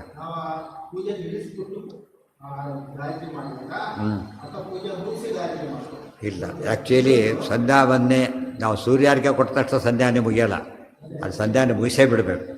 ಗೊತ್ತಾಯ್ತು? ಸಂಧ್ಯಾನೆ ಪೂರ್ತಿನೇ ಮುಗಿಸ್ಬೇಕು, ನಿಲ್ಲಿಸ್ಬೇಕಾಗಿಲ್ಲ ಅಲ್ಲಿಗೆ. ಯಾಕಾಗಲ್ಲ? ಬೇಕೆ, ಅದೇ ಹೇಳಿದ ಅದು ಸ್ಪೆಷಲ್ ಪರ್ಮಿಷನ್ ಕೊಟ್ಟಾಗಿದೆ. ಈಗ ದ್ವಾದಶಿ ದಿವಸ 2 ಗಂಟೆಯಿಂದ ಶುರು ಮಾಡ್ಬೋದು ಪೂಜೆನ. ದ್ವಾದಶಿ ದಿವಸ ಸಾಧನೆ ದ್ವಾದಶಿ ಇದ್ದರೆ, ಉಳಿದ ದ್ವಾದಶಿ ಇದ್ದರೆ ಪ್ರಪೋರ್ಷನೇಟಾಗಿ ನಾವು ಮುಂದೆ ಅರ್ಲಿ ಮಾಡ್ಕೋಬೋದು. ಉಳಿದ ದಿವಸ ಹಾಗೆ ಮಾಡೋಂಗಿಲ್ಲ. ಇದು ಹಾಗೇನೆ, ಸೂರ್ಯೋದಯಕ್ಕೆ ಸೂರ್ಯ ಉದಯ ಆಗದೆ ಹೋದರೂ ಕೂಡ ಏನು ಮಾಡ್ಬೋದು, ಜಪ. ಇದು ನಿಂತ್ಕೊಂಡು ಮಾಡೋಕ್ಕೆ ಯಾಕೆ ಹೇಳ್ತಿದ್ರು? ಸೂರ್ಯೋದಯಕ್ಕೆ ನಿಂತ್ಕೊಂಡೆ. ಹಾಂ ಹಾಂ ಹಾಂ ಹೌದು. ಎಲ್ಲಿಗೆ? ಇಲ್ಲ, ಅದು ಮಾಡೋಂಗೇ ಇಲ್ಲ. ಸರಿಯಾಗಿ ಮಾಡಿದ್ರೇ ಆ್ಯಕ್ಚುಲಿ ಸಂಧ್ಯಾನೆ ಮುಗಿಸ್ಬಿಡ್ಬೇಕು ಅಷ್ಟೊತ್ತಿಗೆ. ಅವ ಇನ್ನೂ ಎಕ್ಸ್ಟ್ರಾ ಬಂದು ಕಂಟಿನ್ಯೂ ಮಾಡ್ಬೋದು. ಗಾಯತ್ರಿ ಜಪನ ನೀವು ಸಾರು ಮಾಡಬೇಕು ಅಂತ ತಿಳ್ಕೊಳ್ಳಿ, ಆಗ ಸಾರು ಮಾಡ್ಲಿಕ್ಕಾಗಲಿಲ್ಲ, ಆಗ ಸೂರ್ಯೋದಯ ನಿರ್ಮಾಲ್ಯ ಮಾಡ್ಲಿಕ್ಕೆ ಹೊಟ್ಟೆ ಅಂತ ತಿಳ್ಕೊಬೇಡ, ಅದನ್ನು ಕಂಟಿನ್ಯೂ ಮಾಡ್ಬೋದು ಹೊರತು ಗಾಯತ್ರಿ ಏನೂ ಮಾಡದೆ ದೇವ್ರ ಪೆಟ್ಟಿಗೆ ಮುಟ್ಲಿಕ್ಕೆ ಬರೋಲ್ಲ. ದೇವ್ರನ್ನ ಮುಟ್ಟೋ ಸಾರು ಮಾಡಲೇಬೇಕಂತ, ಅದು ಮಾಡಿ ಆಮೇಲೆ ಕಂಟಿನ್ಯೂ ಮಾಡೋದು. ಆ ಸ್ಟೇಜ್ ಬಂದಮೇಲೆ ಅಷ್ಟೇ ಹೊರತು ನಿಲ್ಲಿಸ್ಬಾರ್ದು, ಅಲ್ಲಿ ನಿಲ್ಲಿಸ್ಬಾರ್ದು, ಮಾಡಲೇಬೇಕು. ಇಲ್ಲ ಬರೀ ಅರಿಕೆ ಕೊಟ್ಟ ಸಂಧ್ಯಾವಂದನೆ ಆಗೋದಿಲ್ಲ. ಪ್ರಧಾನವಾದ್ದು ಜಪನೆ, ಇದು ಅಂಗ ಅಷ್ಟೇ. ಇದು ಅದೇ ಅಂಗಿ. ಅದು ಎಲ್ಲ ಅನ್ನ ಹಾಕೋದಕ್ಕಿಂತ ಮುಂಚೆ ಹಾಗೆ ಕೃಷ್ಣಾರ್ಪಣೆಗೆ ಬರೋಲ್ಲ, ಹಾಗೆ ಎಲ್ಲ ಬಡಿಸಿದ್ರು ಕೂಡ ಅನ್ನ ಒಂದು ಹಾಕಿಲ್ಲ ಅಂದರೆ ಏನು ಮಾಡೋಂಗಿಲ್ಲ, ಕೃಷ್ಣಾರ್ಪಣೆ ಹೇಳಕ್ಕೆ ಬರೋದಿಲ್ಲ. ಪರಿಶೇಷಣೆ ಪ್ರಾಣಾವತಿಗೆ ಅದು ಬೇಕೇ ಬೇಕಾದ್ರಿಂದ ಮಾಡೋಕ್ಕೆ ಬರೋದಿಲ್ಲ. ಆ ಥರ ಜಪ ಮಾಡಿದ್ರೆ ಯಾವ ಕೆಲಸನೂ ಮಾಡೋಕ್ಕೆ ಬರೋದಿಲ್ಲ.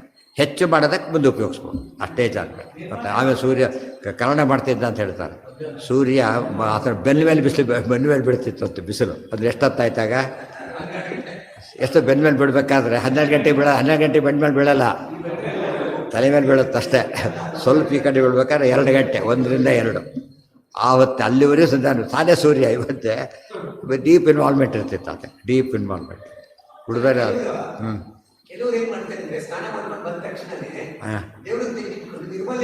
ಅದು ಏನಾಗಿದೆ, ಕೆಲವು ಪದ್ಧತಿಗಳು ಅವರವ್ರು ಬಂದಿರ್ತಾರೆ, ಅದು ಮಾಡೋರು ಮಾಡ್ಕೊಂಡು ಹೋಗಲಿ, ಬಟ್ ಮಾಡಲೇಬೇಕು ಅಂತ ಆಗಿಲ್ಲ. ಅರ್ಥ ಆಯ್ತಾ? ತುಂಬ ಜನ ಏನು ಮಾಡ್ತಾರೆ, ಗೋಪಿಚಂದ್ರ ಹಚ್ಕೋಬೇಕು, ನಿರ್ಮಾಲ್ಯ ತೀರ್ಥ ಬೇಕು ಅಂತೇಳಿ. ಆದರೆ ಗೋಪಿಚಂದ್ರನೇ ನಿರ್ಮಾಲ್ಯ, ಗೊತ್ತಾಯ್ತಾ ಇಲ್ಲ? ಪುಣ್ಯಕ್ಕೆ ಯಾರು ದೇವರಿಗೆ ಗೋಪಿಚಂದ್ರ ಹಚ್ಚೋ ಅಭ್ಯಾಸ ಇಟ್ಟಿಲ್ಲ, ಪುಣ್ಯಕ್ಕೆ ಪೂಜೆನೇ ಮಾಡೋ ಅಭ್ಯಾಸ ಇಟ್ಟಿಲ್ಲ, ಯೋಚನೆ ಇಲ್ಲ. ಅದು ಗೋಪಿಚಂದ್ರ ಹಚ್ಚಾಗ ನಿರ್ಮಾಲ್ಯ ಆಗಲೇನೆ ಅದು. ಸೊ ನಿರ್ಮಾಲ್ಯನೇ ಆದ್ದರಿಂದ ತೆಗೆದುಕೊಟ್ರೆ ಮುಗಿದೋಗ್ತದೆ. ಅಕಸ್ಮಾತ್ ನಿರ್ಮಾಣ ತೀರ್ಥ ಇತ್ತು ಮಾಡಿ ತಪ್ಪಲ್ಲ, ಬಟ್ ಇರಲೇಬೇಕು ಅಂತಲ್ಲ. ಅರ್ಥ ಆಯ್ತಾ? ಆದಷ್ಟು ಗೋಪಿಚಂದ್ರ ಹಚ್ಚೋಳಕ್ಕಿಂತ ಮುಂಚಿತವಾಗಿ ಯಾವ ಕರ್ಮಕ್ಕೂ ಮುಖ್ಯಾಧಿಕಾರ ಬರೋದೇ ಇಲ್ಲ, ಅದು ಹಚ್ಕೊಳ್ಳೇಬೇಕು. ಅದು ನಿಜವಾದ ಅಲ್ಲಿಗೆ ಅವನಿಗೆ ಸರಿ ಹೋಯ್ತು. ಹೌದು, ಅಲ್ಲಿ ಸಾಧ್ಯನೇ ಇಲ್ಲ. ಅದು ಟೀಕಾರ ಇರೋಂತೂ ಬರೀತಾರೆ ಪದ್ಯಮಾನದಲ್ಲಿ. ಸಂಧ್ಯಾನೆಲ್ಲ ಮುಗಿದೋಗ್ಬಿಟ್ಟಿರುತ್ತೆ, ಆಗಲೇ ಮುಗಿಸ್ಕೊಂಡ್ಬಿಟ್ಟು ಎಲ್ಲಿ ಮಾಡ್ತಾನೆ, ಸ್ನಾನಕ್ಕೆ ಹೋಗಿರ್ತಾನೆ ನದಿಗೆ, ಅದೆಲ್ಲ ಮುಗಿಸ್ಕೊಂಡು ಬರ್ತಾರೆ. ಅದಕ್ಕೆ ಪ್ರಕ್ಷಾಲ್ಯ ಪಾದ, ಕೈಕಾಲು ತೊಳ್ಕೊಬೇಕು. ಪ್ರತ್ಯೇಕ ಮಡಿಲಿ ಬಂದಿರ್ತಾನೆ, ಬಟ್ ದಾರಿಯಲ್ಲಿ ಬಂದಿರ್ತಾನೆ, ಆದ್ದರಿಂದ ಕೈಕಾಲು ತೊಗೊಂಡು ದೇವ್ರ ಮನೆ ಪ್ರವೇಶ ಮಾಡಬೇಕು. ಅದು ಅಲ್ಲಿ ಮಾಡಿಕೊಂಡು ಕೈಕಾಲು ಪ್ರಕ್ಷಾಲ್ಯ ಪಾಣಿ ಪಾದ, ಕೈ ಮತ್ತು ಕಾಲು ತೊಳ್ಕೊಂಡ್ಬಿಟ್ಟು ಒಳಗೆ ಹೋಗ್ಬೇಕು. ಅದೆಲ್ಲ ಮುಗಿದೋಗಿರುತ್ತೆ. ಪೂಜೆ ಶುರು ಮಾಡಬೇಕಷ್ಟೇ. ಆಗ ನೋಡಿ, ನಿರ್ಮಾಲ್ಯ ಆಗಿ ಹೇಳ್ತಾರೆ. ಮೊದಲೆಲ್ಲ ಹೇಳಿದ್ರು ಅವ್ರು, ಹಾಗಿದ್ರೆ ಸಂಧ್ಯಾ ಮುಗಿದೋಗಿದೆ ಮೊದಲೇ, ಬೇಕಿಲ್ಲ. ಸಂಪ್ರದಾಯ ಬಂದಿದ್ದರೆ ಮಾಡಲಿ, ಆದರೆ ಮಾಡಲೇಬೇಕು ಅಂತ ಇಲ್ಲ. ಯಾಕೆ ಅದು ಎಲ್ಲಿ ಹೇಳಿಲ್ಲ, ಪದ್ಯಮಾಲದಲ್ಲೂ ಹೇಳಿಲ್ಲ, ಆಚಾರ್ಯ ತಂತ್ರಸಾರ ಸಂಗ್ರಹದಲ್ಲೂ ಹೇಳಿಲ್ಲ. ಆದ್ದರಿಂದ ಸಂಪತ್ತಿ ಇದ್ದರೆ ವಿರೋಧ ಇಲ್ಲ, ಆದರೆ ವಿಧಿ ಅಂತ ಹಠ ಮಾಡಬಾರ್ದು. ತಿಳಿತಾ? ಸಪೂರ್ವ ರೂಪೇಣ ಸಮಾಪ್ಯ ಚೈಕ್ಯಂ ವಿಭಜ್ಯ ಬ್ರಹ್ಮಾಪಿ ಶರ್ವಾದಿಯುತ ಸ್ವಲೋಕಂ ಪ್ರಾಪ್ತ ಪುನಸ್ತತ್ರ ಗತಂಚ ಕೃಷ್ಣಂ ರೇಮೇ ಅಭಿಪಶ್ಯನ್ ಪ್ರತಿಪೂಜ್ಯಯಂತಂ ಸುರಾಶ್ಚ ಸರ್ವೇ ರವಿಬಿಂಬ ಸಂಸ್ಥಂ. ಸುರಾಶ್ಚ ಸರ್ವೇ ಹಿಂದಕ್ಕೂ ಮಾಡ್ಕೋಬೋದು, ಉಳಿದವರೆಲ್ಲ ರವಿಬಿಂಬ ಸಂಸ್ಥ. ಅವರು ಸೂರ್ಯಗಿಂತ ಕಡಿಮೆ ಇರೋ ದೇವತೆಗಳೆಲ್ಲ ಸೂರ್ಯಮಂಡಲದಲ್ಲೇ ಮಾಡಬೇಕು. ಮೈಲಿ ಉಳಿದವರು ಅಂತ ಹೇಳಾಗಿಲ್ವೇ ಇಲ್ಲ. ಈಗ ಇಷ್ಟೆಲ್ಲ ಒಂದು ಬ್ಯಾಕ್ಗ್ರೌಂಡ್ ಕೊಡ್ತಾರೆ. ಕೃಷ್ಣ ಇಷ್ಟೆಲ್ಲ ಯಾಕೆ ಮಾಡಬೇಕಾಗಿತ್ತು? ಒಂದು ಆ ರೀತಿ ಹೊರಟು ಬಿಟ್ಟ ಪರಧಾವಕ್ಕೆ ಅಂತ ಹೇಳಿದ್ವಿ. ಒಂದು ತನ್ನ ಆಕೃತಿ ಸೃಷ್ಟಿ ಮಾಡಿಬಿಟ್ಟು ಎಲ್ಲ ಮಾಡ್ಕೊಂಡು ಹೋಗ್ತಾನೆ.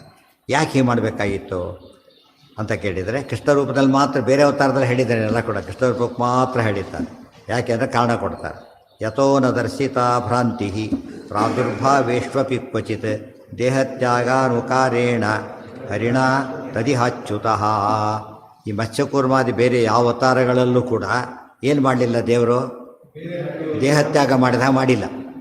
ಗೊತ್ತಾಯ್ತಾ? ನರಸಿಂಹರೂಪ ಕಾಣಿಸ್ತೀವಿ ಮರೆ ಆಯಿತು, ರಾಮರೂಪ ಹಾಗೆ ಮೇಲಕ್ಕೆ ಹೊರಟೋದು. ಹಾಗೇ ದೇಹತ್ಯಾಗ ಮಾಡಲಿಲ್ಲ. ಗೊತ್ತಾಯ್ತಾ? ನರಸಿಂಹರು ಮತ್ಸ್ಯಾದ ರೂಪಗಳು ಎಲ್ಲ ರೂಪಂತೂ ಪರಶುರಾಮ ರೂಪ ಇದ್ದೇ ಇದೆ. ದೇಹತ್ಯಾಗ ಪ್ರಶ್ನೆನೇ ಬಂದಿಲ್ಲ, ಆಮೇಲೂ ಮಾಡೋದಿಲ್ಲ. ಸೊ ಪ್ರಸಕ್ತಿ ಬಂದಿರ್ತಾರೆ. ಈವರೆಗೂ ದೇಹತ್ಯಾಗ ಮಾಡಿದ ರೂಪ ಇಲ್ಲ, ವಿಶೇಷ. ಯಾರು ಅಬ್ಸರ್ವ್ ಮಾಡಿರೋದಿಲ್ಲ. ಆಚಾರ ಹೇಳ್ತಾರೆ, ಕೃಷ್ಣ ರೂಪದವರೆಗೂ ಕೂಡ ಯಾವ ಭಗವದ್ ರೂಪ ಕೂಡ ಏನಾಗಿಲ್ಲ, ದೇಹತ್ಯಾಗ ಮಾಡಿಲ್ಲ. ದೇವರಿಗೆ ಏನು ಜನಗಳಿಗೆ ಏನು ಜ್ಞಾನ ಬಂದುಬಿಡ್ತದೆ, ಅಸುರರಿಗೆ ಯಥಾರ್ಥ ಜ್ಞಾನ ಬರ್ತದೆ. ಓ ದೇಹತ್ಯಾಗ ಮಾಡಿಲ್ಲ ಅಂದಮೇಲೆ ದೇಹ ಯೋಗನೂ ಇಲ್ಲ ಅಂತ ತಿಳ್ಕೊಂಡ್ಬಿಡ್ತಾರೆ. ಆ ಮೂಲಕ ಅವರಿಗೆ ತಿಳ್ಕೊಂಡ್ಮೇಲೆ ಅವರಿಗೆ ಬೆನಿಫಿಟ್ ಸಿಗಬೇಕಾಗತ್ತೆ. ಬೆನಿಫಿಟ್ ಸಿಗಬಾರದು ಅಂತ ಹೇಳಿದ್ರೆ ಭ್ರಾಂತಿ ಹುಟ್ಟಿಸ್ಬೇಕು. ಏನಂತ?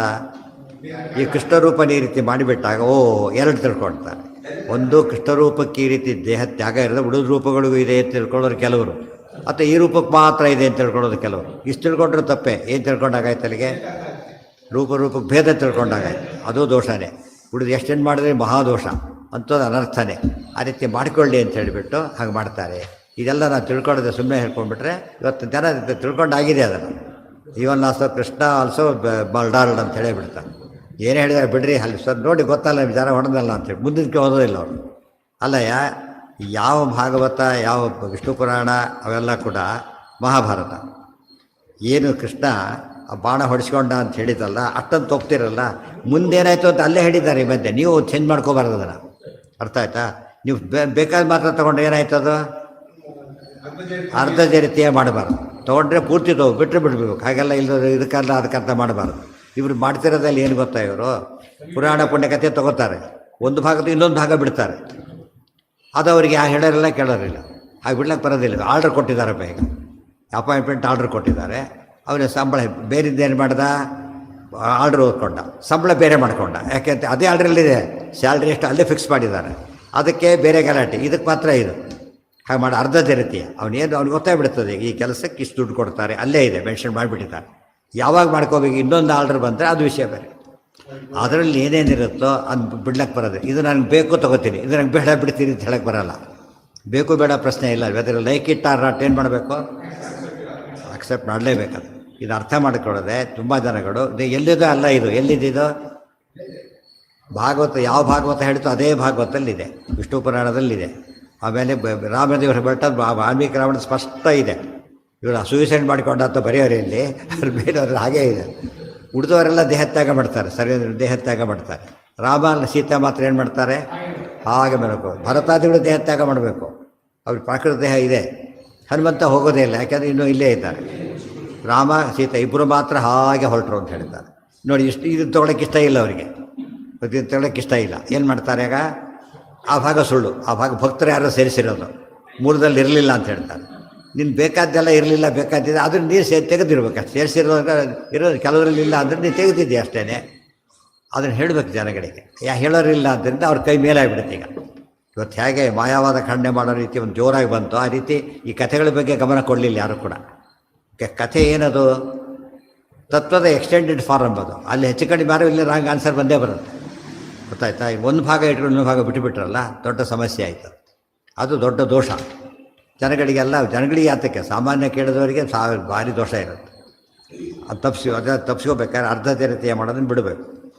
ದೇಹತ್ಯಾಗಾನುಕಾರೇಣ ಹರಿಣ ತದಿಹ ಅಚ್ಯುತಃ. ಬೇರೆ ಅವತಾರಗಳಲ್ಲೂ ಕೂಡ ಈ ಭ್ರಾಂತಿಯನ್ನು ತೋರಿಸಲಿಲ್ಲ ಕೃಷ್ಣ. ಆದ್ದರಿಂದ ಈ ಅವತಾರದಲ್ಲಿ ದೇಹತ್ಯಾಗ ಮಾಡಿದ ಹಾಗೆ ಮಾಡಿದ ಅಂಥೇಳಿ. ನಡೆದಿದ್ದೇನಲ್ಲಿ ಮೋಹಯಿತ್ವ ಅಸುರಾನಂಧಂತಮ ಪ್ರಾಪಯಿತು ಪ್ರಭು ಚಿದಾನಂದೈಕ ದೇಹೋಪಿ ತ್ಯಕ್ತಂ ದೇಹಮಿವ ಅಪರಂ ಮೋಹಯಿತ್ವಾ ಅಸುರಾನ್ ಅಂಧಂತಮಃ ಪ್ರಾಪಯಿತು ಪ್ರಭು. ಅಸುರರನ್ನು ಮೋಹಿಸಿಬಿಟ್ಟು ಎಲ್ಲಿ ಕಳಿಸ್ಬೇಕು ಅವ್ರನ್ನ? ಅಂಧಂತಮಸ್ಸೆ ಕಳಿಸ್ಬೇಕು. ಅದಕ್ಕೋಸ್ಕರನೇ ಮೋಹವನ್ನು ಮಾಡಿದ. ಚಿದಾನಂದೈಕ ದೇಹೋಪಿ, ನಿಜವಾಗ್ಲೂ ದೇವರಿಗೆ ಸಾಯೋ ದೇಹ ಇಲ್ಲೇ ಇಲ್ಲ. ಯಾತಕ್ಕೆ? ಅದು ಜ್ಞಾನಾನಂದಮಯ ದೇಹ, ಅಪ್ರಾಕೃತ. ಅದಕ್ಕೆ ಚಿದಾನಂದ ಏಕದೇಹೋಪಿ. ಚಿದಾನಂದ ಅಂದರೆ ಜ್ಞಾನ ಆನಂದ, ಅಷ್ಟೇ ತಿಳ್ಕೊಬಾರ್ದು. ಅನಂತ ಗುಣ ಅಂತ ಅರ್ಥ. ಅದಕ್ಕೆ ಆಚಾರ್ಯ ನಾರಾಯಣಂ ನಿಖಿಲ ಪೂರ್ಣ ಗುಣೈಕ ದೇಹಂ, ಬರೀ ಜ್ಞಾನಾನಂದ ಅಷ್ಟೇ ಕುಡಿದವನಲ್ಲ, ಪ್ರತಿ ದೇಹದಲ್ಲೂ ಅನಂತ ಗುಣಗಳು ಇವೆ. ತ್ಯಕ್ತಂ ದೇಹಮಿವ ಅಪರಂ, ದೇಹ ತ್ಯಾಗ ಮಾಡಿದ್ನೇ ಹೊರತು ಏನು ಮಾಡಿಲ್ಲ? ದೇಹ ತ್ಯಾಗ ಮಾಡಿಲ್ಲ. ಮುಖ್ಯವಾದ ಅಂಶ. ಸೃಷ್ಟ್ವಾ ಸ್ವದೇಹೋಪಮಿತಂ ಶಯಾನಂ ಭುವಿ ಅಗಾದ್ದಿವಂ ದಾರುಕೋಕ್ತ್ಯ ಸಮಾಯಾತಃ ಪಾರ್ಥಃ ತಂ ಅದಹತ್ತದಾ. ಅದಕ್ಕೆ ಸೃಷ್ಟ್ವಾ ಸ್ವದೇಹ ಉಪಮಿತಂ, ತನ್ನ ದೇಹದಂಥ ದೇಹ, ಸೀತಾಕೃತಿ ಸೀತಾದೇವಿ ನಿರ್ಮಾಣ ಮಾಡಿಸಿದಾಗೆ ಇದು ಕೃಷ್ಣಾಕೃತಿ ಅಷ್ಟೇ. ಅದು ಸೀತಾಕೃತಿಯನ್ನು ರಾವಣ ಅಪಹರಣ ಮಾಡ್ದ, ಇಲ್ಲಿ ಕೃಷ್ಣಾಕೃತಿಯನ್ನು ಅರ್ಜುನ ದಹನ ಮಾಡಿದ ಅಷ್ಟೇ ಹೊರತು ನಿಜವಾಗ್ಲೂ ಕೃಷ್ಣನ ದಹನ ಮಾಡಿದ್ದಲ್ಲ. ಕೃಷ್ಣನ ಡೂಪ್ಲಿಕೇಟ್ ಆಕೃತಿನ ಇದು ಎಫಿಜಿ ಸುಡೋದು ಬಂತಲ್ಲ ಈಗ, ಅದಕ್ಕೆ ಮೂಲ ಆದಾಗ ಆಯ್ತು. ಅವ್ರ ಎದುರಿಗೆ ಅವ್ರು ಎಫಿಜಿ ಸುಡ್ತಾರಲ್ಲ, ಅದಕ್ಕೆ ಅದಷ್ಟೇ ಇದೆ ಈಗ. ಅವ್ರು ಆ್ಯಕ್ಚುಲಿ ಅವರು ಸತ್ತ ಅಂತಿಲ್ಲ. ಯಾಕೆ? ಇದು ಪ್ರತಿಕೃತಿ ಸುಟ್ಟಿದ್ದಷ್ಟು. ಪ್ರಕೃತಿ ಸುಡೋದಂತೂ ಕಾಮನ್ ಆಗಿಬಿಟ್ಟೈತೆ ದಿವಸದಲ್ಲಿ. ಸ್ಟ್ರೈಕಿನ ಪರಮಾವಧಿ ಜಾಗ ಅಂದರೆ ಯಾವುದು ಸುಟ್ಟು ಹಾಕೋದು. ಅವ್ರಿಗೆ ಸುಟ್ಟರೆ ಏನಾಗ್ತಿದ್ರು ಇವರು ಎಲ್ಲ ಅರೆಟ್ಟು ಒಳಗೆ ಹೋಗ್ಬಿಡ್ತಿದ್ರು. ಹಾಗೆ ಇಲ್ಲ, ಪ್ರತಿಕೃತಿ. ಸೊ ಪ್ರತಿಕೃತಿ ಪದ್ಧತಿನ ತೋರಿಸ್ಕೊಟ್ಟಿದ್ದು ಕೃಷ್ಣ ಈ ರೂಪದಿಂದ ಕೂಡ. ಭುವಿ ಆಗಾತ್ ದೇವಂ, ಇಷ್ಟು ಮಾಡಿ ತಾನು ಮೇಲು ಕೊಟ್ಟಿದ್ದಾನೆ ಹೊರತು ಇದು ಮಾಡಿಲ್ಲ. ಇಲ್ಲೂ ಸಾರಸ್ಯ. ಭೃಗುಮುನಿಗಳನ್ನು ಸಶರೀರ ಕೃಷ್ಣ ಕಳಿಸಿದ ಮೇಲೆ ತಾನೇ ಶರೀರ ಬಿಟ್ಟು ಹೋಗಬೇಕು. ಅರ್ಥ ಆಯ್ತಾ? ಭೃಗುಮುನಿಗಳನ್ನು ಆಗಲೇ ವಿಮಾನ ಸರಿಸಿ ಸ್ವಾಜ್ಞಾಪ್ರಾಪ್ತ ವಿಮಾನೇನ ಅದು ಹಾಗೆ ಕೂಡಿಸಿ, ಜರಾನಾಮಕ ಬೇಡನ್ನು ಹಾಗೆ ಕೂಡಿಸ್ಬಿಟ್ಟು ಕಳಿಸಿರೋದು. ದೇಹ ತ್ಯಾಗ ಮಾಡಿಸಿಲ್ಲ ಅಲ್ಲಿ. ಅಂದಮೇಲೆ ಇಲ್ಲಿ ತಾನೇ ದೇಹ ಮಾಡ್ತಾರೆ. ಶಕ್ತಿ ತನಗೆ ಜಾಸ್ತಿ ಇರಬೇಕು, ಕಡಿಮೆ. ಶಂತನ ರಾಜ ಭೀಷ್ಮರಿಗೆ ಸ್ವಚ್ಛಂದ ವೃತ್ತಿತ್ವ ವರ ಕೊಟ್ಟ. ಶಂತನಿಗೆ ಶಕ್ತಿ ಇತ್ತೋ ಇಲ್ಲೋದು? ಇಲ್ಲದವರು ಕೊಡ್ಲಿಕ್ಕೆ ಹೇಗೆ ಬರುತ್ತೆ ಆತನಿಗೆ? ಗೊತ್ತಾಯ್ತಾ? ಅದಕ್ಕಿದ್ದಕ್ಕೆ ಕೊಟ್ಟ. ಅಂದಮೇಲೆ ಅದು ಹೇಗೆ ಸ್ವರೂಪದಲ್ಲಿ ಶಂತನು ಶ್ರೇಷ್ಠ, ವರ್ಣಾವತಾರ ಆತ, ಮುಸುಗಳಿಂದ ಮೇಲೆ ವರ್ಣ ಇರೋದು. ಸೊ ನ್ಯಾಚುರಲಿ ಆತಗಿದೆ. ಆದ್ದರಿಂದ ಒಬ್ಬನಿಗೆ ಕೊಟ್ಟಾಗ ಇನ್ನೊಬ್ಬನೇ ಹಾಕಿ ಕಳಿಸ್ಬೇಕಾದ್ರೆ ತಾನು ಹೋಗೋ ಶಕ್ತಿ ಇಲ್ಲ ಅಂತ ಹೇಳೋಕ್ಕಾಗತ್ತಾ? ಅಂದರೆ ವಿಚಾರಣೆ ಮಾಡೋದು. ಅದಕ್ಕೆ ಜಿಜ್ಞಾಸ ಅಂತ ಕರೆದು. ಸುಮ್ಮನೆ ಕಥೆ ಕೇಳಬೇಡಿ, ಬ್ರಹ್ಮ ಜಿಜ್ಞಾಸ, ಅರ್ಥ ಮಾಡ್ಕೊಂಡು ಕೇಳಿ ಅಂತ ಹೇಳ್ತಾ. ಅದಿಲ್ಲ ನಮಗೆ. ಹೇಳಬೇಕಾದ್ರೂ ಕೂಡ ಹಾಗೆ ಹೇಳಬೇಕು. ವೈದ್ಯ ಔಷಧಿ ಕೊಡಬೇಕಾದ್ರೆ ಎಷ್ಟು ಕೇರ್ಫುಲ್ಲಾಗಿ ಕೊಡಬೇಕು, ವೈದ್ಯ ರೋಗಿ ಹಾಗೆ ತೊಗೋಬೇಕು. ವೈದ್ಯರು ನೀಟಾಗಿ ಬರೆದು ಕೊಡ್ತಾರೆ, ಈ ರೀತಿ ತೊಗೋಬೇಕು ಅಂತ ಹೇಳ್ಬಿಟ್ಟು. ಅದು ಚೇಂಜ್ ಮಾಡಬಾರ್ದು. ನಾನು 111 100 ಅಥವಾ 001 ಏನೋ ಹಾಕಿರ್ತಾರೆ. 101 ಅದ್ರ ಪ್ರಕಾರ ತೊಗೋಬೇಕೆ ಹೊರತು ಏನು ಮಾಡೋಂಗಿಲ್ಲ. ಅವನು ತಾನು ಮಾಡೋಂಗಿಲ್ಲ. ಯಾಕೆಂದರೆ ಔಷಧಿ ಕೆಲಸ ಮಾಡಬೇಕಾದ್ರೆ ಅವನು ಕೊಟ್ಟ ರೀತಿಯಲ್ಲಿ ತೊಗೋಬೇಕು. ಇವನು ಇಷ್ಟಪಟ್ಟ ರೀತಿಯಲ್ಲಿ ತೊಗೊಳಕ್ಕೆ ಬರೋದಿಲ್ಲ. ಶಾಸ್ತ್ರ ನೀವು ಓದೋದಿದ್ರೆ ಹಾಗೆ ಓದಬೇಕೆ ಹೊರತು ನೀವು ತೋಚ್ತಾ ಓದಿದ್ರೆ ಶಾಸ್ತ್ರ ಆಗೋದಿಲ್ಲ. ಅದು ಇವು ಸ್ವಂತ ಕಲ್ಪನೆ ಆಗುತ್ತೆ ಅಷ್ಟೇ. ಇದೆಲ್ಲ ಗೊತ್ತಿಲ್ಲ. ಅವನು ಡಿಸಿಪ್ಲೈನ್ ಹೇಳಬೇಕಾದ್ರೆ. ಈ ಪುರಾಣ ಓದೋ ಕ್ರಮ ಬೇರೆ, ಕತೆ ಕಾದಂಬರಿ ಓದೋದು ಬೇರೆ, ನಾಡಿಟರ್ ಓದೋ ರೀತಿ ಬೇರೆ, ಒಂದೊಂದು ವ್ಯತ್ಯಾಸ ಇದೆ. ಇವತ್ತು ತಿನ್ನೋ ಪದಾರ್ಥದಲ್ಲೂ ಕೂಡ ಪಾಯಸ ತಿಂದಾಗ ನೀವು ಮೈಸೂರು ಪಾಕ್ ತಿನ್ನೋಕ್ಕಾಗತ್ತಾ? ತಿಂದರೆ ಏನಾಗುತ್ತಾಗ? ಗೊತ್ತಾಯ್ತಾ? ಗಂಟೆ ಸಿಕ್ಕಾಕೊಡ್ಬಿಡ್ತಾರೆ. ನೀವು ಬಾಯಲ್ಲಿ ಇಟ್ಕೊಬಿಟ್ರೆ ಮುಸುರುಗಟ್ಟು ಸತ್ತು ಹೋಗ್ತಾನೆ. ಆ ಮಾಡೋಕ್ಕೆ ಬರೋಲ್ಲ. ತಿನ್ನೋ ಕ್ರಮನೇ ಬೇರೆ. ಪ್ರತಿಯೊಂದು ಪದಾರ್ಥ ತೊಗೋಬೇಕು. ಹಣ್ಣುಗಳು ಹಾಗೆ, ಎಲ್ಲ ಹಣ್ಣು ಸೀಡ್ಲೆಸ್ ಜಾಸ್ತಿ ತಿಂದಾಗ ನೀವು ಹಲಸಣ್ಣು ತಿಂದ್ರೆ ಗತಿ ಏನಾಗ್ತದೆ? ತಪ್ಪದು. ಒಂದೇ ಹಲಸಣ್ಣು ತಿಂತೇವೆ, ಒಂದೇ ಹಲಸಣ್ಣು, ಒಂದು ಸೀಡ್ಲೆಸ್ ಜಾಸ್ತಿ, ಒಂದೇ ಹಲಸಣ್ಣು ತಿಂದೇನೆ ತಿಂದ್ಬಿಟ್ಟು ಸತ್ತೋಗು. ಹಾಗೆ ತಿಂದುಬಿಟ್ರೆ ಗತಿ ಏನಾಗಬೇಕು? ಅದು ಎಷ್ಟು ಮೂರ್ಖತನ ಇರುತ್ತೆ. ಪ್ರತಿಯೊಂದಕ್ಕೂ ಮೆಥಡ್ ಇದೆ, ತಂದೇ ಆದ ಮೆಥಡ್ ಇದೆ. ಪ್ರತಿಯೊಂದು ಆಹಾರ ಸೇವನೆಗೆ, ಆಹಾರ ಬಿಡಿಸೋದಕ್ಕೂ ಒಂದು ಮೆಥಡ್ ಇದೆ. ಎಲ್ಲದನ್ನು ಒಂದೇ ರೀತಿ ಬಿಡಿಸೋಕ್ಕೆ ಬರೋದಿಲ್ಲ. ಕೆಲವು ಮೇಲು ತೆಗಬೇಕು, ಕೆಳಗೂ ತೆಗಿಬೇಕು. ಕೆಲವು ಮೇಲು ಮಾತ್ರ ತೆಗೆದ್ರೆ ಸಾಕು. ಇರೋದೇ ಹಾಗೆ. ಆ ರೀತಿ ಪುರಾಣ ಕಥೆ ಓದೋದಕ್ಕೊಂದು ಕ್ರಮ ಇದೆ. ಮತ್ತು ಭಾಷಾ ತ್ರಯಮ್ಯೋ ನ ಜಾನಾತಿ ರೀತೀನಾಂ ಶತಮೇವ ಚ. 3 ಭಾಷೆ ಗೊತ್ತಿರಬೇಕು, 100 ರೀತಿ ಗೊತ್ತಿರಬೇಕು, 7 ಭೇದ ಗೊತ್ತಿರಬೇಕು, ಬ್ರಹ್ಮಸೂತ್ರ ಗೊತ್ತಿರೋದು ಮುಖ್ಯ. ಅದಿಲ್ಲದೆ ಹೋದರೆ ಇದು ಕೈ ಹಾಕ್ಲಿಕ್ಕೆ ಹೋಗಬಾರ್ದು. ಭಾಳ ಸುಲಭ ಕಾರಣಕ್ಕೆ ವೈರ್ ಏನಾಗಿರುತ್ತೆ, ಬೇರೆ ಸಿಂಪಲ್ಲಾಗೇ ಇರೋದು. ಅದು ಮುಟ್ಟಿಬಿಟ್ಟು ಸತ್ತು ಹೋಗ್ತಾನೆ. ಈ ವೈರ್ ಮುಟ್ಟಿದ್ರೆ ಏನಾಗಲ್ಲ, ಬಿಟ್ಟು ಸತ್ತು ಹೋಗ್ತಾನೆ. ಅರೇ ನೋಡಿ, ಅದೇ ರೀತಿ ವ್ಯತ್ಯಾಸ ಇಲ್ಲ ಅದರೊಳಗೆ. ಎಷ್ಟು ಡಿಫರೆನ್ಸ್ ಇದೆ. ಅದು ಲೈವ್ ಬೇರೆ, ಇದು ಬೇರೆ. ಅದು ಬುದ್ಧಿ, ಕಾಮನ್ ಸೆನ್ಸನ್ನು ಲೋಕದಲ್ಲಿ ಬೇಕಾಷ್ಟು ಉಪಯೋಗಿಸ್ತಾನೆ. ಶಾಸ್ತ್ರಕ್ಕೆ ಬಂದಾಗ ಮಾತ್ರ ಹುಚ್ಚಾದಾಗಿಬಿಡ್ತಾರೆ ಮನುಷ್ಯ. ಹಾಗಾಗಬಾರ್ದು. ಹಾಗಾಗಿದ್ದು ಅವ್ರ ತಪ್ಪು, ಹಾಗೆ ಮಾಡಿದ್ದು ಇವ್ರ ತಪ್ಪು ಕೂಡ ಹೌದು. ಪುರಾಣಗಳನ್ನ ಹೇಳಬೇಕಾದ್ರೆ ಅವ್ರಿಗಿಂತ ಹೋಪ್ಲೆಸ್ಸಾಗಿ ಕಥೆ ಹೇಳ್ತಾರೆ ನಮ್ಮವರು. ಅರ್ಥ ಆಯ್ತಾರೆ ಇವಾಗ. ಇವರೇನು ವಿಚಾರವಾದಿಗಳು ತಿಂತಾರಲ್ಲ, ಅವ್ರು ನೋಡ್ಕೊಂಡು ಮೇಲೆ ಮೂರಿಗೆ ಏನೋ ಮಾಡ್ತಾರೆ, ಅವ್ರು ತಪ್ಪು ಬರೀತಾರೆ. ನಮ್ಮೂರು ಅದಕ್ಕಿಂತ ಜಾಸ್ತಿ ತಪ್ಪು ಹೇಳ್ತಾರೆ ಕೆಲವರು, ಎಲ್ಲರೂ ಅಲ್ಲ.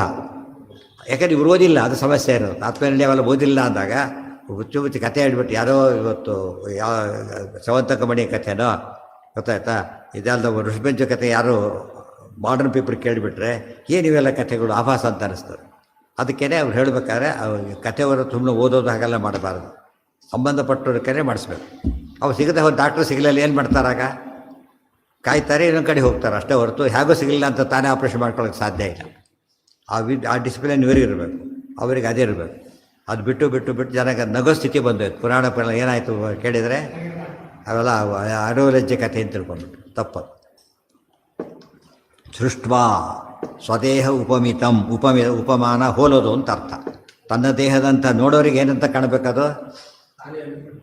ಕೃಷ್ಣನೇ ಅಂತ ತಿಳ್ಕೊಬೇಕು. ಆ ರೀತಿ ಸೀತಾ ಅವಳಿಗೆ ಕೊನೆಗೂ ಗೊತ್ತಾಗಲಿಲ್ಲ ತಾನು ತಂದಿದ್ದು ಯಾವುದು ಅಂತೇಳಿ. ಒರಿಜಿನಲ್ ಸೀತೆ ಇಲ್ಲ ಅಂತ ಅವನು ಸಾಯವರಿಗೂ ಗೊತ್ತಾಗಲಿಲ್ಲ. ಆಮೇಲೆ ಸತ್ಯ ಬದುಕೇ ಇರಲಿಲ್ಲ. ಅಷ್ಟರ ಮಟ್ಟಿಗೆ ಲಕ್ಷ್ಮಣಿಗೆ ಗೊತ್ತಾಗಲಿಲ್ಲ ಅಂತ ಹೇಳ್ತಾರೆ ಪುರಾಣದಲ್ಲಿ. ಲಕ್ಷ್ಮಣಿಗೆ ಕೂಡ ಸೂಕ್ಷ್ಮ ಗೊತ್ತಾಗಲಿಲ್ಲ. ಅದನ್ನು ಅರ್ಥ ಮಾಡ್ಕೊಳ್ಳೋದು ಬಿಟ್ಟು ಹೀಗೆಲ್ಲ ಮಾಡಬಾರದು. ಭುವಿಯಾಗಾತ್ ಶಯಾನಂ ಅಂತ ಹಾಕಿಬಿಟ್ಟು ಹೊರಟುಬಿಟ್ಟ. ದಿವಂ ದಾರುಕೋಕ್ಯ ಸಮಾಯಾತಃ ಪಾರ್ಥ ತಮ್ಮ ಅದಹತ್ತದ. ಆಮೇಲೆ ದಾರುಕ ಹೋಗಿದ್ದಾನೆ, ಕೃಷ್ಣ ಕಳಿಸಿದ್ನಲ್ಲ, ದಾರುಕ ಕಳಿತ. ಅರ್ಜುನ ಬಂದು ಏನು ಮಾಡ್ದ? ಅದನ್ನು ದಹನ ಮಾಡ್ದ. ಯಾವುದನ್ನು? ಡೂಪ್ಲಿಕೇಟನ್ನು ದಹನ ಮಾಡ್ದ. ಇವತ್ತಲ್ಲಿ ಹೋದರೆ ನಾವು ಪ್ರವಾಸಕ್ಕೆ ಹೋದರೆ ಒಂದು ಜಾಗ ತೋರಿಸ್ತಾರೆ, ದೇಹೋತ್ಸರ್ಗ ತೀರ್ಥ ಅಂತ ಹೆಸರಲ್ಲಿ. ದೇಹೋತ್ಸರ್ಗ ತೀರ್ಥ, ಕೃಷ್ಣ ದೇಹ ಬಿಟ್ಟ ಜಾಗ ಅಂತ ಅರ್ಥ. ಪಕ್ಕದಲ್ಲೇ ನದಿ ಇದೆ. ಅರ್ಜುನ ಅಲ್ಲಿ ದಹನ ಮಾಡ್ತಾನೆ. ಅಂದರೆ ಅರ್ಜುನ ಇನ್ನೂ ಜನ ಕನ್ಫರ್ಮ್ ಆಯ್ತು, ಕೆಲವರು ಅಳ್ತಾ ಕೂತ್ಬಿಡ್ತಾರೆ ನೋಡಿಬಿಟ್ಟು ಅದನ್ನು, ಕೃಷ್ಣ ದಹನ ಮಾಡಿದ ಜಾಗ ಅಂತೇಳಿ. ಇವರು ಇಷ್ಟೆಲ್ಲ ಏನಾಯ್ತು, ಮೋಹ ಮಾಡಿದ್ದು ಗಟ್ಟಿ ಆಯಿತು ಕೃಷ್ಣ. ಅದನ್ನು ನೋಡಿ ನಗಬೇಕು ಹೊರತು ಅಳೋ ಜಾಗ ಅಲ್ಲ ಅದು. ಯಾಕೆ ಕೃಷ್ಣ ದೇಹವೂ ಬಿಟ್ಟಿಲ್ಲ, ಆ ದೇಹ ಅಲ್ಲೇ ಅಲ್ಲ, ದಹನ ಆಗೂ ಇಲ್ಲ, ಮೋಹನ ಮಾಡಿದ ಜಾಗ.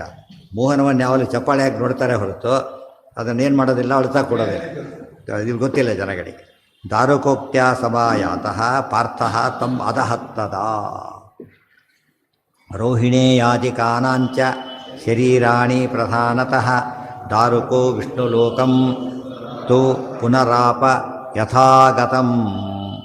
ರೋಹಿಣೇಯಾದಿಕಾನಾಂಚ ಶರೀರಾಣಿ ಪ್ರಧಾನತಃ. ರೋಹಿಣೇಯ ಬಲರಾಮದೇವರು, ಅವರು ದೇಹ ಬಿಟ್ಟೇ ಇದ್ದರು. ನೋಡಿದ್ರು ಬಲರಾಮದೇವರು ಬಿಟ್ಟೋದ್ರು ಅಂತ ಹೇಳೇಬಿಟ್ರು ಅವ್ರಿಗೆ ಅಪ್ರಾಕೃತ ದೇಹ ಇಲ್ಲ, ಬಿಟ್ಟು ಹೋಗಿದ್ರಾಗಲೇ. ಅದನ್ನೆಲ್ಲ ಶರೀರಾಣಿ ಪ್ರಧಾನತಃ ದಾದಹತ್. ಆ ಕೃಷ್ಣ ಬಿಟ್ಟ ಡೂಪ್ಲಿಕೇಟ್ ದೇಹನ ಅರ್ಜುನ ದಹನ ಮಾಡ್ದ, ಸಂಸ್ಕಾರ ಮಾಡ್ದ ಆ ದೇಹಕ್ಕೆ. ಉಳಿದವರ ದೇಹ ನಿಜವಾಗ್ಲೂ ಸಂಸ್ಕಾರ ಮಾಡಬೇಕಾಗಿತ್ತು, ಮಾಡ್ದ. ಬಟ್ ಎಲ್ಲರಿಗೂ ಮಾಡಲಿಕ್ಕೆ ಸಾಧ್ಯ ಇಲ್ಲ. ಯಾರಿಗೆ ಮಾಡ್ದ? ಪ್ರಧಾನರ ಮಾತ್ರ.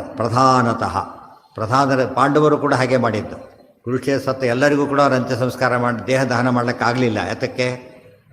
18 ಅಕ್ಷೋಹಿಣಿ ಸಾಧ್ಯನೇ ಇಲ್ಲ. ಅದಕ್ಕೆ ಪ್ರಧಾನರಾದವ್ರನ್ನೆಲ್ಲ ಮಾಡಿದರು. ಉತ್ತರಾಧಿಕಾರಿ ಇದ್ದವರೇ ಅವ್ರ ಕೈಯಲ್ಲಿ ಮಾಡಿಸಿದರು. ಉಳಿದ್ದೇನು ಮಾಡಿದರು? ಸರಸ್ವತ್ಯಾಂ ಪ್ರತಿಷ್ಠೆ, ಸರಸ್ವತಿ ನದಿ ಇತ್ತಲ್ಲ, ಎಷ್ಟು ಬಿಟ್ಟರು ಅಷ್ಟೇ ಅದರೊಳಗೆ. ಅದು ಹೊರಟೋಯ್ತು, ಬಡ್ಕೊಂಡು ಹೊರಟೋಯ್ತು. ಹಾಗೆ ಇನ್ನೂ ಕೆಲವ್ರದ್ದು ಏನಾಯಿತು?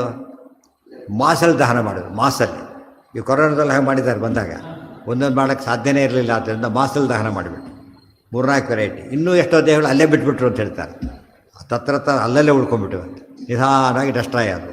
ಅಷ್ಟು ಜನ ಸತ್ತು ಹೋಗಿದ್ರು. ಅದನ್ನು ಆನೆ ಕುದುರೆ ಯಾರು ಇರಲಿಲ್ಲ. ಅಷ್ಟು ಆನೆಗಳು ಅಷ್ಟು ಕುದುರೆ ಏನು ಮಾಡಬೇಕಂತ ನಿಧಾನವಾಗಿ ಅವೆಲ್ಲ ಏನಾದರೂ ನಾಶ ಹೊಂದಿದ್ದೇವೆ ಹೊರತು ಮಾಡಲಿಕ್ಕಾಗಲಿಲ್ಲ ಅಂತ ಹೇಳ್ತಾರೆ. ಇಲ್ಲಿ ಅದೇನೋ ಅಷ್ಟು ಜನ ಇದ್ದು ಕೂಡ ಇಲ್ಲಿ 10 ಜನ ಒಬ್ಬನೇ ಬಂದಿರೋದು, ಈಗ ಬೇರೆ ಯಾರೂ ಇಲ್ಲ. ಅದಕ್ಕೇನು ಮಾಡ್ತಾನೆ? ಪ್ರಧಾನರ ದೇಹಗಳನ್ನು ದಹನ ಮಾಡಿಬಿಟ್ಟು ಮಾಡುವಾಗ ಸಂಸ್ಕಾರ ಮಾಡಿ ಗಡಿಸ್ದ. ದಾರುಕಃ ವಿಷ್ಣುಲೋಕಂತೂ ಪುನರಾಪ ಯಥಾಗತ. ದಾರುಕ ಏನು ಮಾಡಿದ? ಕೃಷ್ಣನ ಸಾರಥಿ. ಅವನು ಹುಟ್ಟಿ ಬಂದೇ ಇಲ್ಲ. ಅವ್ನು ಹೇಗೆ ಬಂದಿದ್ದ? ರಥ ಸಮೇತ ಹಾಗೆ ಹೇಳಿದ್ದಿಲ್ಲ. ಈಗ ಆಗ ರಥ ಸಮೇತನೇ ಹೋಗ್ಬಿಟ್ಟ, ಅಲ್ಲಾಗ್ಬಿಟ್ಟು ರಥನೇ ಹೊರಟೋಗ್ಬಿಟ್ಟ. ಈಗ ನಮ್ಗೆ ಅನಿಸೋದು ಡ್ರೈವರೇ ಹೀಗೆ ಹೋದಾಗ ಯಜಮಾನ ಹೇಗಿರ್ಬೋದು? ಡ್ರೈವರ್ ಕೆಪಾಸಿಟಿ ಹೀಗಿದ್ದರೆ ಯಜಮಾನ ಓದರ್ ಕೆಪಾಸಿಟಿ ಹೇಗಿರ್ತದೆ? ವೆರಿ ಸಿಂಪಲ್ ಅದು. ಇದೆಲ್ಲ ಯೋಚನೆ ಮಾಡೋದು. ಅದಕ್ಕೆ ಜಿಜ್ಞಾಸ ಅಂತ ಕೇಳೋದು. ಬ್ರಹ್ಮ ಜಿಜ್ಞಾಸ.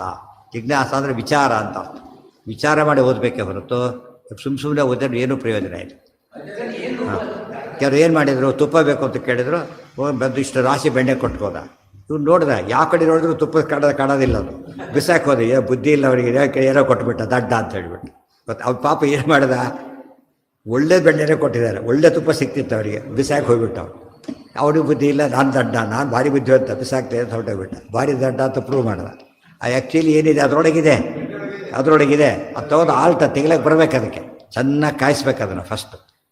ಚೆನ್ನಾಗಿ ಕಾಯಿಸಿಬಿಟ್ರೆ ಎಲ್ಲರೂ ಕಾಯಿಸ್ತಾ ಹೋದ್ರೆ ಏನು ಮಾಡಿ ಬರೋಲ್ಲ. ಕಾಯಿಸ್ಬೇಕು ಅಂದರೆ ಏನರ್ಥ, ಮನನ ಮಾಡ್ತಾ ಹೋಗ್ಬೇಕು. ಮನಸ್ಸು ತಲೆ ಬಿಸಿ ಆಗುತ್ತೆ, ಸ್ವಲ್ಪ ಯೋಚನೆ ಮಾಡಿದಷ್ಟು ತಲೆ ಬಿಸಿ ಆಗುತ್ತೆ. ಹೇಳಬೇಕು, ಇದನ್ನು ಮಾಡಬೇಕು, ಮೆಥಡ್ ಹುಡಬೇಕು. ಆಮೇಲೆ ಏನಾಗುತ್ತೆ ನೋಡ್ತಾನೆ, ಅಯ್ಯೋ ಎಷ್ಟು ಬುದ್ಧಿವಂತರು ಅವರು, ಎಷ್ಟು ಚೆನ್ನಾಗಿ ಕೊಟ್ಟಿದ್ದಾರೆ, ಡೌಟೇ ಬರಬಾರ್ದು. ಬೆಣ್ಣೆನೇ ಕೊಟ್ಟ ಮೇಲೆ ಇದು ಬೋಸಾರಿಗೆ ಅಂತ ಹೇಳಕ್ಕೆ ಬರೋದಿಲ್ಲ. ಯಾಕೆ? ತುಪ್ಪ ಆದರೆ ಆ ಸ್ಟೇಜಲ್ಲಿ ಈ ಸ್ಟೇಜಲ್ಲಿ ತುಪ್ಪ ಮಿಕ್ಸ್ ಮಾಡೋಕ್ಕೆ ಬರಲ್ಲ. ಅದು ಇದೆಲ್ಲ ತಿಳ್ಕೊಂಡಾಗ ಅವ್ರ ಮಹತ್ವ, ಓ ಎಷ್ಟು ಜಾಣರು ಅವರು. ತುಪ್ಪಕ್ಕೂ ಬೆಣ್ಣೆಗೆ ಕಂಪೇರ್ ಮಾಡಿದರೆ ಬೆಣ್ಣೆ ಲೈಫ್ ಬೇರೆ, ತುಪ್ಪದ ಲೈಫ್ ಬೇರೆ. ಅರ್ಥ ಆಯ್ತಾ? ಮೊಸರು ಲೈಫ್ ಬೇರೆ, ಬೆಣ್ಣೆ ಲೈಫ್ ಬೇರೆ, ಹಾಲಿನ ಲೈಫ್ ಬೇರೆ. ಎಲ್ಲ ಒಂದರಿಂದ ಒಂದು ಮಾಡೋದೇನೆ. ಹಾಲಿಂದ ಮೊಸರು ಆಗ್ತದೆ, ಮೊಸರಿಂದ ಮಜ್ಜಿಗೆ ಆಗ್ತದೆ, ಈ ಕಡೆ ಬೆಣ್ಣೆ ಆಗುತ್ತೆ, ತುಪ್ಪ ಆಗುತ್ತೆ. ತುಪ್ಪದ ಲೈಫ್ ಜಾಸ್ತಿ ಮತ್ತೆ. ಈ ಹಾಲಿನ ಸ್ಟೇಜಲ್ಲಿ ಎಷ್ಟೊತ್ತು ಪ್ರಿಸರ್ವ್ ಮಾಡೋದು ನಾವೀಗ? ಹಾಲು ಒಡೆದೋಗ್ಬಿಡುತ್ತೆ, ಟೋಟಲ್ ಯೂಸ್ಲೆಸ್ ಆಗಿಬಿಡುತ್ತೆ. ತುಪ್ಪದಲ್ಲಿ ಸರಿಯಾಗಿ ಇಟ್ಕೊಂಡ್ರೆ ತಿಂಗಳಿಗಟ್ಟಲೆ ಇಡ್ಬೋದು. 8 ದಿವಸ ಆರಾಮಾಗಿರುತ್ತೆ, ಏನು ಸಮಸ್ಯೆನೇ ಇಲ್ಲ. ಎಷ್ಟು ವ್ಯತ್ಯಾಸ ಇದೆ ಅದೆಲ್ಲ ಇವ್ರಿಗೆ ಗೊತ್ತಾದರೆ ಗೊತ್ತಿಡಿ. ಮೆಕ್ಯಾನಿಕಲಾಗಿ ಅರ್ಥ ಮಾಡೋದು. ಭಾರಿ ಬುದ್ಧಿವಂತರಂತ ಹೆಸರು ಬರ್ತೀವಿ. ವಿಚಾರವಾದಿಗಳು ಏನು ವಿಚಾರ ಇದೆ? ವಿಚಾರನೇ ಇಲ್ಲ. ವಿಚಾರವಾದ ಅಂತ ಯಾಕೆ ಕರೀತಾರೆ? ಇಲ್ಲ, ಫೀಲ್ಡ್ ಕೈ ಹಾಕಬಾರ್ದು. ಆ ಫೀಲ್ಡಿಗೆ ಕೈ ಹಾಕ್ಬಾರ್ದು. ಕೈ ಹಾಕಿದ ಮೇಲೆ ಏನು ಮಾಡಬೇಕಾಗ? ಅದಕ್ಕೆ ತಕ್ಕಂತೆ ತಯಾರಾಗಬೇಕು. ಸ್ಕೂಲಿಗೆ ಸೇರಬಾರ್ದು, ಸೇರಿ ಯೂನಿಫಾರ್ಮಲ್ಲಿ ರೂಲ್ಸ್ ಫಾಲೋ ಮಾಡಬೇಕಾಗಿ. ಇಲ್ಲ ಮನೇಲಿದ್ದಾಗಿರ್ತೀನಿ ಅಂತ ಕೇಳಿದ್ರೆ ಮನೆಯಲ್ಲೇ ಇರುವಂತಾರೆ ಹೊರತು ಇಲ್ಲೆಲ್ಲ ಬಿಡೋದಿಲ್ಲ. ಸ್ಕೂಲಲ್ಲಿ ಇದ್ದಾಗಿರ್ಬೇಕೆ ಹೊರತು ಮನೇಲಿದ್ದಾಗಿರ್ಲಿಕ್ಕಾಗೋದಿಲ್ಲ. ಇವ್ರಿಗೆ ಹಾಗಲ್ಲ, ಓದೋದು ಇವ್ರು ಕಂಟ್ರೋಲ್ ಬರಲಿಲ್ಲ. ಹಿಂದೆ ರಾಜ ಮಹಾರಾಜರು ಏನು ಮಾಡ್ತಾಯಿದ್ರು, ಹಾಗಲ್ಲ, ಓದಬಾರ್ದು ಅಂತ ಲೈಸೆನ್ಸ್ ಬೇಕು ಅದಕ್ಕೆ. ಇವ್ರು ಯಾರು ಬೇಕಾದ್ರೂ ಹೇಳ್ಬೋದು ಅಂತ ಆದ್ದರಿಂದ ಕೆಟ್ಟೋಯ್ತು. ಅವ್ರು ಎಲ್ಲ ಹೇಳ್ತಾರೆ ಈಗ. ತಥೈವ ಜನಮೋಹಾಯ ಪ್ರಾಪ್ಯ ವಹ್ನೌ ಅದೃಶ್ಯತಾಂ ರುಕ್ಮಿಣಿ ಅಗಾತ್. ರುಕ್ಮಿಣಿ ದೇವಿ ಕೃಷ್ಣ 8 ಜನ ಮಹಾಮಹಿಷಿಯರು ಬಂದ್ರೀಗ. 8 ಜನ ಬಂದರು. ರುಕ್ಮಿಣಿ ಏನು ಮಾಡಿದರು? ದೊಡ್ಡ ಒಂದು ದಹನ ಆಗುತ್ತೆ ಅಂತ ಅದರೊಳಗೆ ಮಾಡಿ ಒಳಗೆ ಹೋಗಿಬಿಟ್ರು. ನೋಡೋದಕ್ಕೆ ಲೋಕದ ಕಣ್ಣಿಗೆ ಏನದು? ರುಕ್ಮಿಣಿಯು ದೇಹತ್ಯಾಗ ಮಾಡಿದ್ಲು, ಸಹಗಮನ ಮಾಡಿಬಿಟ್ಲು ಅಂತ ಆಗೋಯ್ತು ಅಷ್ಟೇ. ಆದರೆ ಮಾಡಿದ್ದೇನು? ಅದೃಶ್ಯ ಅಗಾತ್ ಹರೇಹೇ ಪಾರ್ಶ್ವಂ ಅದೃಶ್ಯತಾಂ. ಅದು ಅದೃಶ್ಯರಾಗಿಬಿಟ್ರೆ ಹೊರತು ಏನಾಗಲಿಲ್ಲ. ಅವರು ಒಳಗೋಗ್ತಾ ಎಂಟ್ರಾಗಿಬಿಟ್ರೆ. ದೂರದಾಗ ಬೆಂಕಿ ಇದೆ, ದೂರದಿಂದ ನೋಡೋರಿಗೆ ಈಗ ಹೋದಾಗ ಕಾಣಿಸುತ್ತೆ. ಸೈಡಿಂದ ಒಳಗೆ ಮುಂದೆ ಹೋಗಿಬಿಟ್ಟಿರ್ತಾನೆ. ಇವನು ಹೋಗೇ ಬಿಟ್ಟ ಪಾಪ ಹೋಗಿ ತಿಳ್ಕೊಂಡ್ಬಿಟ್ಟಿರ್ತಾನೆ. ಆ ಥರ ಆಯ್ತೆ ಹೊರತು ಅದು ದೇವ್ರು ನೋಡೋ ದೂರದ ಹತ್ತಿರ ನೋಡೋಕ್ಕೆ ಸಾಧ್ಯನೇ ಇಲ್ಲ. ಅಂದರೆ ದೂರದಿಂದನೇ ಆಯ್ತು. ಭ್ರಮೆ ಬಂತು ತನಗಡೆ. ಅವ್ರು ರುಕ್ಮಿಣಿ ದೇಹ ತ್ಯಾಗ ಮಾಡಿಬಿಟ್ಲು ಅಂತ. ಹಾಂ, ಯಾರು ಏನ? ಜಯಂತಿ ರೂಪ ಅದೃಶ್ಯವಾದ ರೂಪ. ಋಷಭ ರೂಪನೂ ಹಾಗೇನೆ. ಋಷಭ ರೂಪ ಕಾಡಿಗಿತ್ತರ ಅದೃಶ್ಯ ಆಗಿಬಿಡತ್ತೆ. ಜನ ಇಂತ ಸುಟ್ಟೋದ ಅಂತ ತಿಳ್ಕೊಂಬಿಟ್ರೆ ಅಷ್ಟೇ. ಧೃತರಾಷ್ಟ್ರ ಸುಟ್ಟೋದ ಅಂತ ತಿಳ್ಕೊಂಡು ಯಾರ ಬಗ್ಗೆ ಮಾತಾಡ್ತೀವಿ ಅಂತ ಎಚ್ಚರ ಇರಬೇಕಾಗ. ಯಾರಿಗೆ ಗೊತ್ತು ಅರ್ಜುನಿಗೆ ಗೊತ್ತು. ಪಾರ್ಶ್ವಂ ಸತ್ಯ. ಯಾಕೆ ದುಷ್ಟರಿ ಮೋಹನ ಮಾಡಿದ್ದು, ಸಜ್ಜನರಿ ಮೋಹನ ಮಾಡಿದ್ದಲ್ಲ ಅದು. ಏನ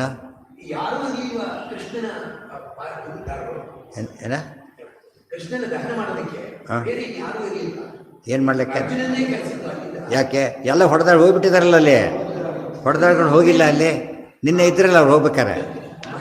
ಇವತ್ತೆಲ್ಲ ಹೋಗ್ಬಿಟ್ಟು ಯಾರೂ ಇರಲೇ ಇಲ್ಲ. ಅರ್ಜುನ ಒಬ್ಬರೇ ಮಾಡಬೇಕಾಗಿತ್ತ. ಎಲ್ಲ ವಿದ್ವಾರ ಯಾದವರೆಲ್ಲ ಹೋದ್ರು ಅಂತ ಹೇಳಿದ ಮೇಲೆ ಅಲ್ಲಿ ಹೋದವರೆಲ್ಲ ಬೇರೆ ವೃದ್ಧವನ್ನು ಕಡಿಸಿ ಆಗಿತ್ತು. ಆತ ಹೋಗಲಿಲ್ಲ. ಉಳಿದ ಯಾವ್ದಾರು ಹೋಗ್ಬಿಟ್ಟಿದ್ದಾರೆ. ಯಾರೂ ಇಲ್ಲ ಆಗ.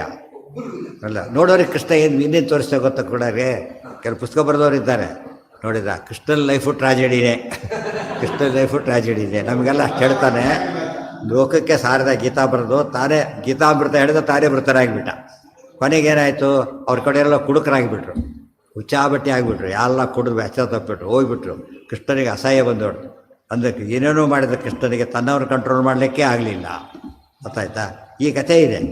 ಆ ರೀತಿ ಬರೀತಾರೀಗ. ಬರೆದ ಪುಸ್ತಕ ಕೃಷ್ಣ ರಿಪೆಂಟ್ ಮಾಡಿ ಏನೇನೋ ಮಾಡಿಬಿಟ್ಟೆ ನಾನೀಗ, ಎಷ್ಟು ಕೆಲಸ ಆಗೋಯ್ತು, ಸುಮ್ಮನೆ ಕೊಲಿಸ್ಬಾರ್ದಾಗಿತ್ತಾನು, ಏನೋ ಮಾಡಿಬಿಟ್ಟೆ ಅಂತೆಲ್ಲ ಪೇಚಾಡ್ತಾರೆ ಕೃಷ್ಣ. ಕೊನೆಗೆಲ್ಲ ರಿವ್ಯೂ ಮಾಡ್ಕೊಂಡು ಪೇಚಾಡಿಬಿಟ್ಟು ಕೊನೆಗೆ ಹೋಗ್ಬಿಡ್ತಾರೆ. ಇದು ಬರೆದವರಿದ್ದಾರೆ. ಅದು ಪುಸ್ತಕ ಹೋಗ್ತಾ ಖರ್ಚಾಗ್ತಾನೆ ಇರ್ತದೆ. ಅದು ಗೊತ್ತಾಯ್ತಾ? ಇಂಥ ಪುಸ್ತಕ ಡಿಮ್ಯಾಂಡ್ ಭಾರಿ ಜಾಸ್ತಿ. ಅವೇ ಸಿಗೋದು. ಮತ್ತು ಅವೇ ಸಿಗೋದು, ಅವಕ್ಕೆ ಅವಾರ್ಡ್ ಬರ್ತದೆ, ಎಲ್ಲ ಬರ್ತದೆ. ಜನ ಭಾರಿ ಓದ್ತಾರೆ, ಪ್ರಚಾರ ಸಿಗ್ತದೆ. ಇದಕ್ಕೆ ನಮ್ಮಲ್ಲಿರೋ ದೊಡ್ಡ ದೋಷ ಅಂದರೆ ನಮ್ಮಲ್ಲಿ ಮಠಗಳ ಗಲಾಟೆಯಿಂದಾಗಿ ಅವರು ಬರೆದ್ರೆ ಪುಸ್ತಕ ನಾವು ತೊಗೋಬಾರ್ದು. ಯಾಕಂದ್ರೆ ಅವರು ನಮ್ಮ ಮಠ ಅಲ್ಲ, ಬೇರೆ ಮಠದವರು. ಬಹುಶಃ ನಮ್ಮಷ್ಟು ಲೋ ಥಿಂಕಿಂಗ್ ಯಾರು ಮಾಡಲಿಕ್ಕೆ ಸಾಧ್ಯ ಇಲ್ಲ. ಗುಣಕ್ಕೆ ಅಲ್ಲಾರು ಬೇರೆಯವ್ರು ಹಾಗಲ್ಲ. ಅದೊಂದು ಗುಣದ ಕಾನ್ಸೆಪ್ಟ್ ಇದೆ. ಸೈನ್ಸ್ ಡೆವಲಪ್ ಆಗ್ತಿತ್ತ, ವಂಶ ಪರಂಪರೆ ಇಟ್ಕೊಂಡು ಹಾಳಾಗೋಗ್ಬಿಡ್ತಿತ್ತು. ಅಲ್ಲಿ ಯಾರು ಯೋಗ್ಯತೆ ಅಷ್ಟೇ ಹೊರತು ನೋಡ್ರಿ ಪ್ರವೇಶನೇ ಇಲ್ಲ. ಅದು ಒಂದು ಸ್ಟೇಜಲ್ಲಿ ಮಾಡ್ಕೊಳ್ಳಿ, ಯಾವುದು ತಪ್ಪಲ್ಲ. ಒಂದು ಸ್ಟೇಜಲ್ಲಿ, ಎಲ್ಲ ಸ್ಟೇಜಲ್ಲೂ ಮಾಡ್ತಾ ಕೂತ್ಕೊಂಡ್ಬಿಟ್ಟು ಎದ್ರ ಕೂತ್ರೆ ಮಠ ಅಂತ ಕೂತ್ಕೊಂಡ್ರೆ ಸಾಧನೆ ಮಾಡೋದು ಯಾವ್ಯಾವರು? ಒಂದು ಸ್ಟೇಜಲ್ಲಿ ಬರ್ತದೆ, ಅದು ತಪ್ಪಲ್ಲ. ತಮ್ಮ ಮಠ ಯಾವುದೋ ಪೂಜೆ ನಡೀತಾ ಇದೆ, ತಮ್ಮ ಮಠಕ್ಕೆ ಬದಲು ಮಾಡ್ತಾರೆ, ಏನು ತಪ್ಪಲ್ಲ. ತಮ್ಮ ತಂದೆ ಬಂದು ಗೌರವ ಕೊಟ್ಟರೆ ಏನು ತಪ್ಪದರಲ್ಲಿ? ಅದು ಉಳಿದವ್ರು ಬೈಬೇಕು ಅಂತ ಅರ್ಥ ಅಲ್ಲ. ಆದರೆ ಅದು ಬಿಟ್ಟು ಎಲ್ಲ ಕಾಲಕ್ಕೂ ನೋಡ್ತಾ ಕೂತ್ಕೊಂಡ್ರೆ ಪುಸ್ತಕಗಳು ಬರೋದೇ, ಅವ್ರದ್ದು ಓದಬಾರ್ದು, ನಾವು ಬರೀಬಾರ್ದು, ಕತೆ ಮುಗೀತಲ್ಲ. ಜನ ಹಾಳಾಗಲಿ ನಮ್ಮ ಗಂಟೆ ಹೋಗ್ತದೆ ಅಂತ ಕೇಳಿದ್ರೆ ಸಮಾಜಕ್ಕೆ ದ್ರೋಹ ಮಾಡಿದಾಗ ಆಯ್ತು. ಜನಗೆ ಅನುಕಂಪಗೂ ಪ್ರಹ್ಲಾದ ಹೇಳೋ ಬಂದು ನೆನ್ಪಿಟ್ಕೊಂಡಿರ್ಬೇಕು. ಇಷ್ಟು ಜನ ನನಗೆ ದುಃಖ ಆಗ್ತಾಯಿದೆ ಅಂತ ಹೇಳ್ತಾರೆ ಕೃಷ್ಣ. ನನಗೆ ಸಮಸ್ಯೆ ಯೋಚನೆ ಇಲ್ಲ, ಇಷ್ಟು ಜನ ಇದ್ದಾರಲ್ಲ, ದೈತ್ಯ ಬಾಲಕರೆಲ್ಲ ಇದ್ದಾರಲ್ಲ, ಇವ್ರು ನೋಡಿ ಭಾರಿ ನಂಗೆ ದುಃಖ ಆಗ್ತಾಯಿದೆ ಪಾಪ, ಎಷ್ಟು ದುಃಖ ಪಡ್ತಾರಲ್ಲ. ಚಿಕ್ಕ ಮಗು ಹೋಗಿ ಮುಂದೆ ಹೋಗ್ತಾ ಇರುತ್ತೆ, ಮುಂದೆ ಬೀಳ್ತಾ ಇರುತ್ತೆ, ನೋಡ್ತಾನೆ ತುಟ್ಕೊಂಡು. ಬಸ್ಸಲ್ಲಿ ಹೋಗ್ತಿದ್ದೆ, ನೀವು ಹೋಗೋ ಸ್ಥಿತಿಯಲ್ಲಿ ಇಲ್ಲ, ಫಾಸ್ಟಾಗಿ ಹೋಗ್ತಿದ್ದೆ, ಟ್ರೈನಲ್ಲಿ ಹಾರ್ಲಕ್ಕೆ ಬರ್ತದ, ನೋಡ್ತೇವೆ ಅಯ್ಯೋ ಪಾಪ ಬಿದ್ದೋಯ್ತು ಅಂತ ಹೇಳೋದಿಲ್ಲ. ಅದು ನೋಡಿ ದುಃಖ ಆಗುತ್ತೆ ನನಗೆ ಅಂತ ಹೇಳ್ತಾರೆ. ನಮಗೆ ದುಃಖ ಆಗೋದಿಲ್ಲ. ಇವತ್ತು ಯಾರೋ ಕಷ್ಟಪಡ್ತಿದ್ರೆ ನಾವು ತಮಾಷೆ ಮಾಡ್ತೇವೆ ಅಷ್ಟೇ ಹೊರತು ದುಃಖ ಅಯ್ಯೋ ಎಷ್ಟು ಹಾಳಾಗ್ತಾರಲ್ಲ ಜನ. ಏನು ಮಾಡಬೇಕು ನಾವು? ಅವರಿಗೆ ಸರಿಯಾದ ವಿಷಯ ಹೇಳಬೇಕು. ಆ ಭಾವನೆ, ಅದಕ್ಕೇನೆ ಜ್ಞಾನ ಕೊಟ್ಟಿರೋದು ಭಗವಂತ. ಕತ್ಲಲ್ಲಿ ಹೋಗ್ರಿ ಬೆಳಕು ಹಿಡಿಯೋದಿಲ್ಲ, ಹೋಗಿ ಬೆಳಕಾಗ್ತೇನೆ ಅದು ಬಿಟ್ಟುಬಿಟ್ಟು ಬರೀ ಗಲಾಟೆ ಮಾಡಿ ಕುತ್ಕೊಂಡ್ಬಿಟ್ಟು ಎಂದಾಗ್ತದೆ ಕೆಲಸ. ಭಾರಿ ಅನ್ಯಾಯ. ನಾವು ದೊಡ್ಡ ಸಿದ್ಧಾಂತನ ಏನು ಮಾಡಿದಾಗುತ್ತೆ? ಈಗ ಜಗತ್ತಿಗೆ ಮುಟ್ಟಬೇಕಾದ ಸಿದ್ಧಾಂತನ ಯಾರಿಗೂ ಮುಟ್ಟಿಸ್ದೆ ಹೋಗಿಬಿಟ್ರೆ ಗತಿ ಏನಾಗ್ತದೆ? ದಾರುಕೋಕ್ತ್ಯ ಸಮಾಯಾತಃ ಪಾರ್ಥ ತಮ್ ಅದಹತ್ತದ ರೌಹಿಣೀಯಾದಿಕಾನಾಂಚ ಶರೀರಾಣಿ ಪ್ರಧಾನತಃ ದಾರುಕಃ ವಿಷ್ಣುಲೋಕಂತೂ ಪುನರಾಪ ಯಥಾಗತಂ. ನೋಡಿ, ಯಥಾಗತಂ, ಹೇಗೆ ಬಂದಿದ್ದೋ ಹಾಗೆ ಹೋದ. ಹೇಗೆ ಬಂದಿದ್ದು ಹಾಗೆ ಹೋದ ಅಂದರೆ ಬಂದಿದ್ದು ಕೂಡ ಹುಟ್ಟಿಯಲ್ಲ, ಹೋಗಿದ್ದು ಕೂಡ ದೇಹ ಬಿಟ್ಟಲ್ಲ. ಈ ದಾರುಕ ಹೀಗೆ ಹೋಗಬೇಕಾದ್ರೆ ಕೃಷ್ಣ ಹೇಗಿರಬೇಕು? ಕಾಮನ್ ಸೆನ್ಸ್ ಬೇಕಲ್ಲ ಜನಕ್ಕೆ. ರುಕ್ಮಿಣಿಯಾಗ ತಥೈವ ಜನಮೋಹಾಯ. ರುಕ್ಮಿಣಿ ಯಾಕೆ ಹಾಗೆ ಮಾಡಬೇಕಾಗಿತ್ತು ಅಂದರೆ ಸೀತಾದೇವಿ ಹಾಗೆ ಮಾಡಲಿಲ್ಲ, ರಾಮದೇವ ಜೊತೆಗೆ ಹೊರಟುಬಿಟ್ರು, ಯಾರೋ ಸಂಶಯ ಬರಲೇ ಇಲ್ಲ. ಮೊದಲು ಅದೃಶ್ಯರಾಗಿದ್ದರು, ಆಮೇಲೆ ಬಂದರು ಜೊತೆಗೆ ಇಬ್ಬರು ಹೊರಟುಬಿಟ್ರು. ಆದ್ದರಿಂದ ಸಂಶಯ ಬರಲಿಲ್ಲ. ಇಲ್ಲಿ ಸಂಶಯ ಬರಮಾಡಿದ್ರು. ಸತ್ಯಭಾಮ ರೂಪ ಕೂಡ ಏನದು? ಸಾಕ್ಷಾತ್ ಮಹಾಲಕ್ಷ್ಮಿನೇ. ಕೃತ್ವ ತಪಸ್ತಥಾ. ಸತ್ಯಭಾಮಾದಿ ವನಕ್ಕೆ ಹೋಗ್ತೇನೆ ಅಂತ ಹೋಗ್ಬಿಟ್ರು, ತಪಸ್ ಮಾಡ್ತೇನೆ. ಅದರಿಂದ ಗೊತ್ತಾಯ್ತು ಈಗ ಸಹಗಮನ ಕಂಪಲ್ಸರಿ ಅಲ್ಲ, ಬೇಕಾದರೆ ಆಪ್ಷನ್. ಅದು ಒಂದು ಕಂಪಲ್ಸರಿಯಾಗಿ ಮಾಡೋದು ಬೇರೆ, ಆದಷ್ಟು ಮಾಡದೇ ಇರೋದೇ ನಂಬರ್ 1. ಚಿಕ್ಕ ಮಕ್ಕಳಿದ್ರಂತೂ ಮಾಡಲೇ ಆಗಿಲ್ಲ, ಮಾಡಾಗೇ ಇಲ್ಲ. ಇಲ್ಲೂ ಕೂಡ ಜೊತೆಗೆ ಹೋಗ್ಬೋದು ಅಥವಾ ವನಕ್ಕೆ ಹೋಗಿ ತಪಸ್ ಮಾಡ್ಕೊಂಡು ಮುಂದೆ ಹೋಗ್ಬೋದು. ಬೇಕಾದ್ರೆ ಗಂಡ ಹೋದ್ಮೇಲೂ ಕೂಡ ತಪಸ್ ಮಾಡ್ಕೊಂಡು ಸದ್ಗತಿ ಹೊಲಕ್ಕೆ ಬರುತ್ತೆ. ಸತ್ಯಭಾವ ರೂಪ ಹಾಗೆ ಮಾಡಿದರು. ತಪಸ್ ಮಾಡಿ ವನಕ್ಕೆ ಹೋದರು. ಅಲ್ಲಿ ತಪಸ್ಸಿಗೆ ಹೋದಾಗ ಕಾಣಿಸ್ತು ಜನಗಳಿಗೆ ಅಷ್ಟೇ. ಅಲ್ಲಿ ಹೋಗ್ತಾ ಮಾಯಾಗಿ ಹೋಗ್ಬಿಟ್ರು ಅಷ್ಟೇ. ನಮ್ಗೆ ಹೋಗೋವರೆಗೂ ಕಾಣಿಸ್ತು, ಮುಂದೆ ಏನಾಗುತ್ತೆ ನಮ್ಗೆ ಗೊತ್ತಾಗಲ್ಲ. ಆದ್ದರಿಂದ ಜನ ಏನು ತಿಳ್ಕೊಂಬಿಟ್ರು, ಈಗ ಮಕ್ಕಳು ಸ್ಕೂಲಿಗೆ ಹೋಗ್ತಾ ಇರೋರು ಕ್ಲಬ್ಗೆ ಹೋದ, ನಮಗೇನು ಗೊತ್ತಾಗತ್ತಾ ಅಂತ ಹೋಗೋ ದಾರಿ ಗೊತ್ತಾಯ್ತು ಅಷ್ಟೇ. ಇದು ನಮ್ಮ ಅಜ್ಞಾನ. ಅದನ್ನು ಅವ್ರಿಗೆ ಹಾಕಿಬಿಟ್ರೆ ತಪ್ಪಾಗತ್ತೆ. ಇಬ್ಬರು ಮಾತ್ರ ದೇಹ ಬಿಡಲಿಲ್ಲ, ಉಳಿದವರೆಲ್ಲ ದೇಹ ಬಿಟ್ಟರು. ಯಾರಿಗೆ? ಮೂಲ ರೂಪದ ಅಲ್ಲೇ ವೈಕುಂಠದಲ್ಲೇ ದಾರುಕಾತ ವೈಕುಂಠದಲ್ಲೇ ಇದ್ದಿತ್ತು. ಬಿಡಿ ಮಾತಲಿ ಇಂದ್ರದೇವರ ಸಾರಥಿ ಮಾತಲಿ ಆತ್ಮ ಹಾಗೆ ಅರ್ಜುನ ಕರ್ಕೊಂಡು ಹಾಗೆ ಹೋಗ್ತಾನೆ, ಬರ್ತಾನೆ ಕರ್ಕೊಂಡು ಹೋಗ್ತಾನೆ. ಹಾಗೇನೆ ಇವೆಲ್ಲ ತೀರಾ ಕಾಮನ್. ಹಿಂದಿನ ಕಾಲದಲ್ಲಿ ಇವೆಲ್ಲ ಕಾಣಿಸ್ತಿತ್ತು, ಕಲಿಯುಗದಲ್ಲಿ ಯಾವುದೂ ಕಾಣಿಸೋದಿಲ್ಲ. ಮತ್ತು ಬೇರೆ ಯುಗದಲ್ಲಿ ಇವೆಲ್ಲ ಜನ ನೋಡ್ತಿದ್ರು. ಆದ್ದರಿಂದ ಯೋಗ್ಯರು ಮಾತ್ರ ಸರಿತೀರ, ತಪ್ಪು ನೋಡೋರು ತಪ್ಪು ಕಾಣಿಸ್ತಿತ್ತು. ಈಗ ತಪ್ಪು ಕಾಣಿಸೋದಿಲ್ಲ, ತಪ್ಪು ಓದ್ತಾರಾದ್ರಿಂದ ತಪ್ಪಂತ ತಿಳ್ಕೊಂಡು ಹಾಗೆ ತಪ್ಪು. ಅದಕ್ಕೆ ಜಿಜ್ಞಾಸೆ ಮಾಡೋದು ಜಾಸ್ತಿ. ಕಂಡಿದ್ದನ್ನು ಜಿಜ್ಞಾಸೆ ಮಾಡೋದೇ. ಕಂಡ ವಸ್ತು ಕೂಡ ಕಂಡಿದ್ದೊಂದು ಬೇರೆ ಒಂದಾಗಿರುತ್ತೆ, ಇನ್ನು ಕೇಳಿದ್ದು ಎಷ್ಟು ವ್ಯತ್ಯಾಸ ಆಗ್ಬೋದು. ಶಬ್ದ ಜ್ಞಾನ ಯಾವಾಗಲೂ ಕೂಡ ಭಾರಿ ಹೆಚ್ಚು ಕಷ್ಟಪಡಬೇಕಾಗತ್ತೆ. ಪ್ರತ್ಯಕ್ಷ ಜ್ಞಾನಕ್ಕೆ ನೋಡಿದೆಯಾ, ಸರಿಯಾಗಿ ನೋಡಿದೆಯಾ, ನೀನೇ ನೋಡಿದೆಯಾ, ಎಷ್ಟೊಂದು ಕೇಳ್ತಾರೆ ಕೆಲವು ವಿಷಯ. ಯಾಕಂದ್ರೆ ನಂಬಲದಂಥ ವಿಚಾರ ಹೇಳಿದಾಗ ತುಂಬ ಪ್ರಶ್ನೆ ಮಾಡಬೇಕಾಗತ್ತೆ. ಅಂತ ನೋಡಿದ್ರು ಕೂಡ ಇಷ್ಟು ಹೇಳಿದ್ರು ನಾನು ನಂಬೋದಿಲ್ಲ ಬಿಡ ಅಂತೇಳಿ. ಆಚಾರ್ಯ ಕೂತು ಕ್ಲಬ್ಬಲ್ಲಿ ಅವರೇ ಕೂತಿ ಆಚಾರ್ಯ ಕೂತಿದ್ರು ಗೊತ್ತಾದ್ರಿಗೆ. ನೀನು ಯಾಕೆ ಹೋಗಿದ್ದೀವಿ ಫಸ್ಟ್ ಅಲ್ಲಿಗೆ? ಅವರೇ ಅಂತ ಹೇಗೆ ಹೇಳ್ತೀಯ ನೀನೀಗ? ದೊಡ್ಡ ಡ್ರೆಸ್ ಇನ್ನೊಬ್ರು ಹಾಗಿರ್ಬೋದಲ್ಲ. ಇಲ್ಲ ನೋಡಿ, ನಾನು ಮಾತಾಡೇ ಬಂದಿದ್ದೇನೆ ಅಂತ ಅಲ್ಲಿ ಬಂದಿದ್ದಾಗುತ್ತೆ. ನಾನು ಅವ್ರನ್ನ ಮಾತಾಡಿಸೇ ಬಂದಿದ್ದೇನೆ, ಅದೇ ಡ್ರೆಸ್ ಹಾಕೊಂಡ್ಬಂದಿರ್ಬೋದು. ಅಲ್ಲಿಗೆ ಹೋದ್ರ ಇವು ಭಾರಿ ಕಷ್ಟ ಅಂದ್ಕೊಂಡಿದ್ದಿಲ್ಲ, ಹೋಗ್ಬಿಟ್ರೆ ಭಾಳ ಅನ್ಯಾಯ ಆಗಂತಾರೆ. ಮೊದಲು ಅನ್ನೋದಿಲ್ಲ, ಮೊದಲು ಇವನ್ನೇ ಬೈಯೋದು. ಯಾರನ್ನ ಹೇಳ್ದನ್ನೇ ಫಸ್ಟ್ ಬೈತಾರೆ, ಕೊನೆಗೆ ಆ ಸ್ಥಿತಿ ಬಂದುಬಿಡ್ತಾನೆ. ಏನೋ ಅಂದ್ಕೊಂಡಿದ್ದು ಅಲ್ಲಿ ಬರ್ತಾರೆ. ಇದರ ಕಂಡ ವಿಚಾರದ ಬಗ್ಗೆ ಮಾತಾಡೋದು. ಇನ್ನು ಕಾಣದ ವಿಚಾರದ ಬಗ್ಗೆ ಎಷ್ಟು ಹುಷಾರಾಗಿರ್ಬೇಕು. ಅಲ್ಲಿಗೆ ನಾಳೆ ದಿವಸ ಇನ್ನೇನಾಗುತ್ತೆ ಹೇಳ್ತಾರೆ, ಅದು ನೋಡೋಣ. ಓಂ ಶ್ರೀ ಅಪ್ಪತ್ತೇ ನಿತ್ಯ ಗಣಿತ ಗುಣ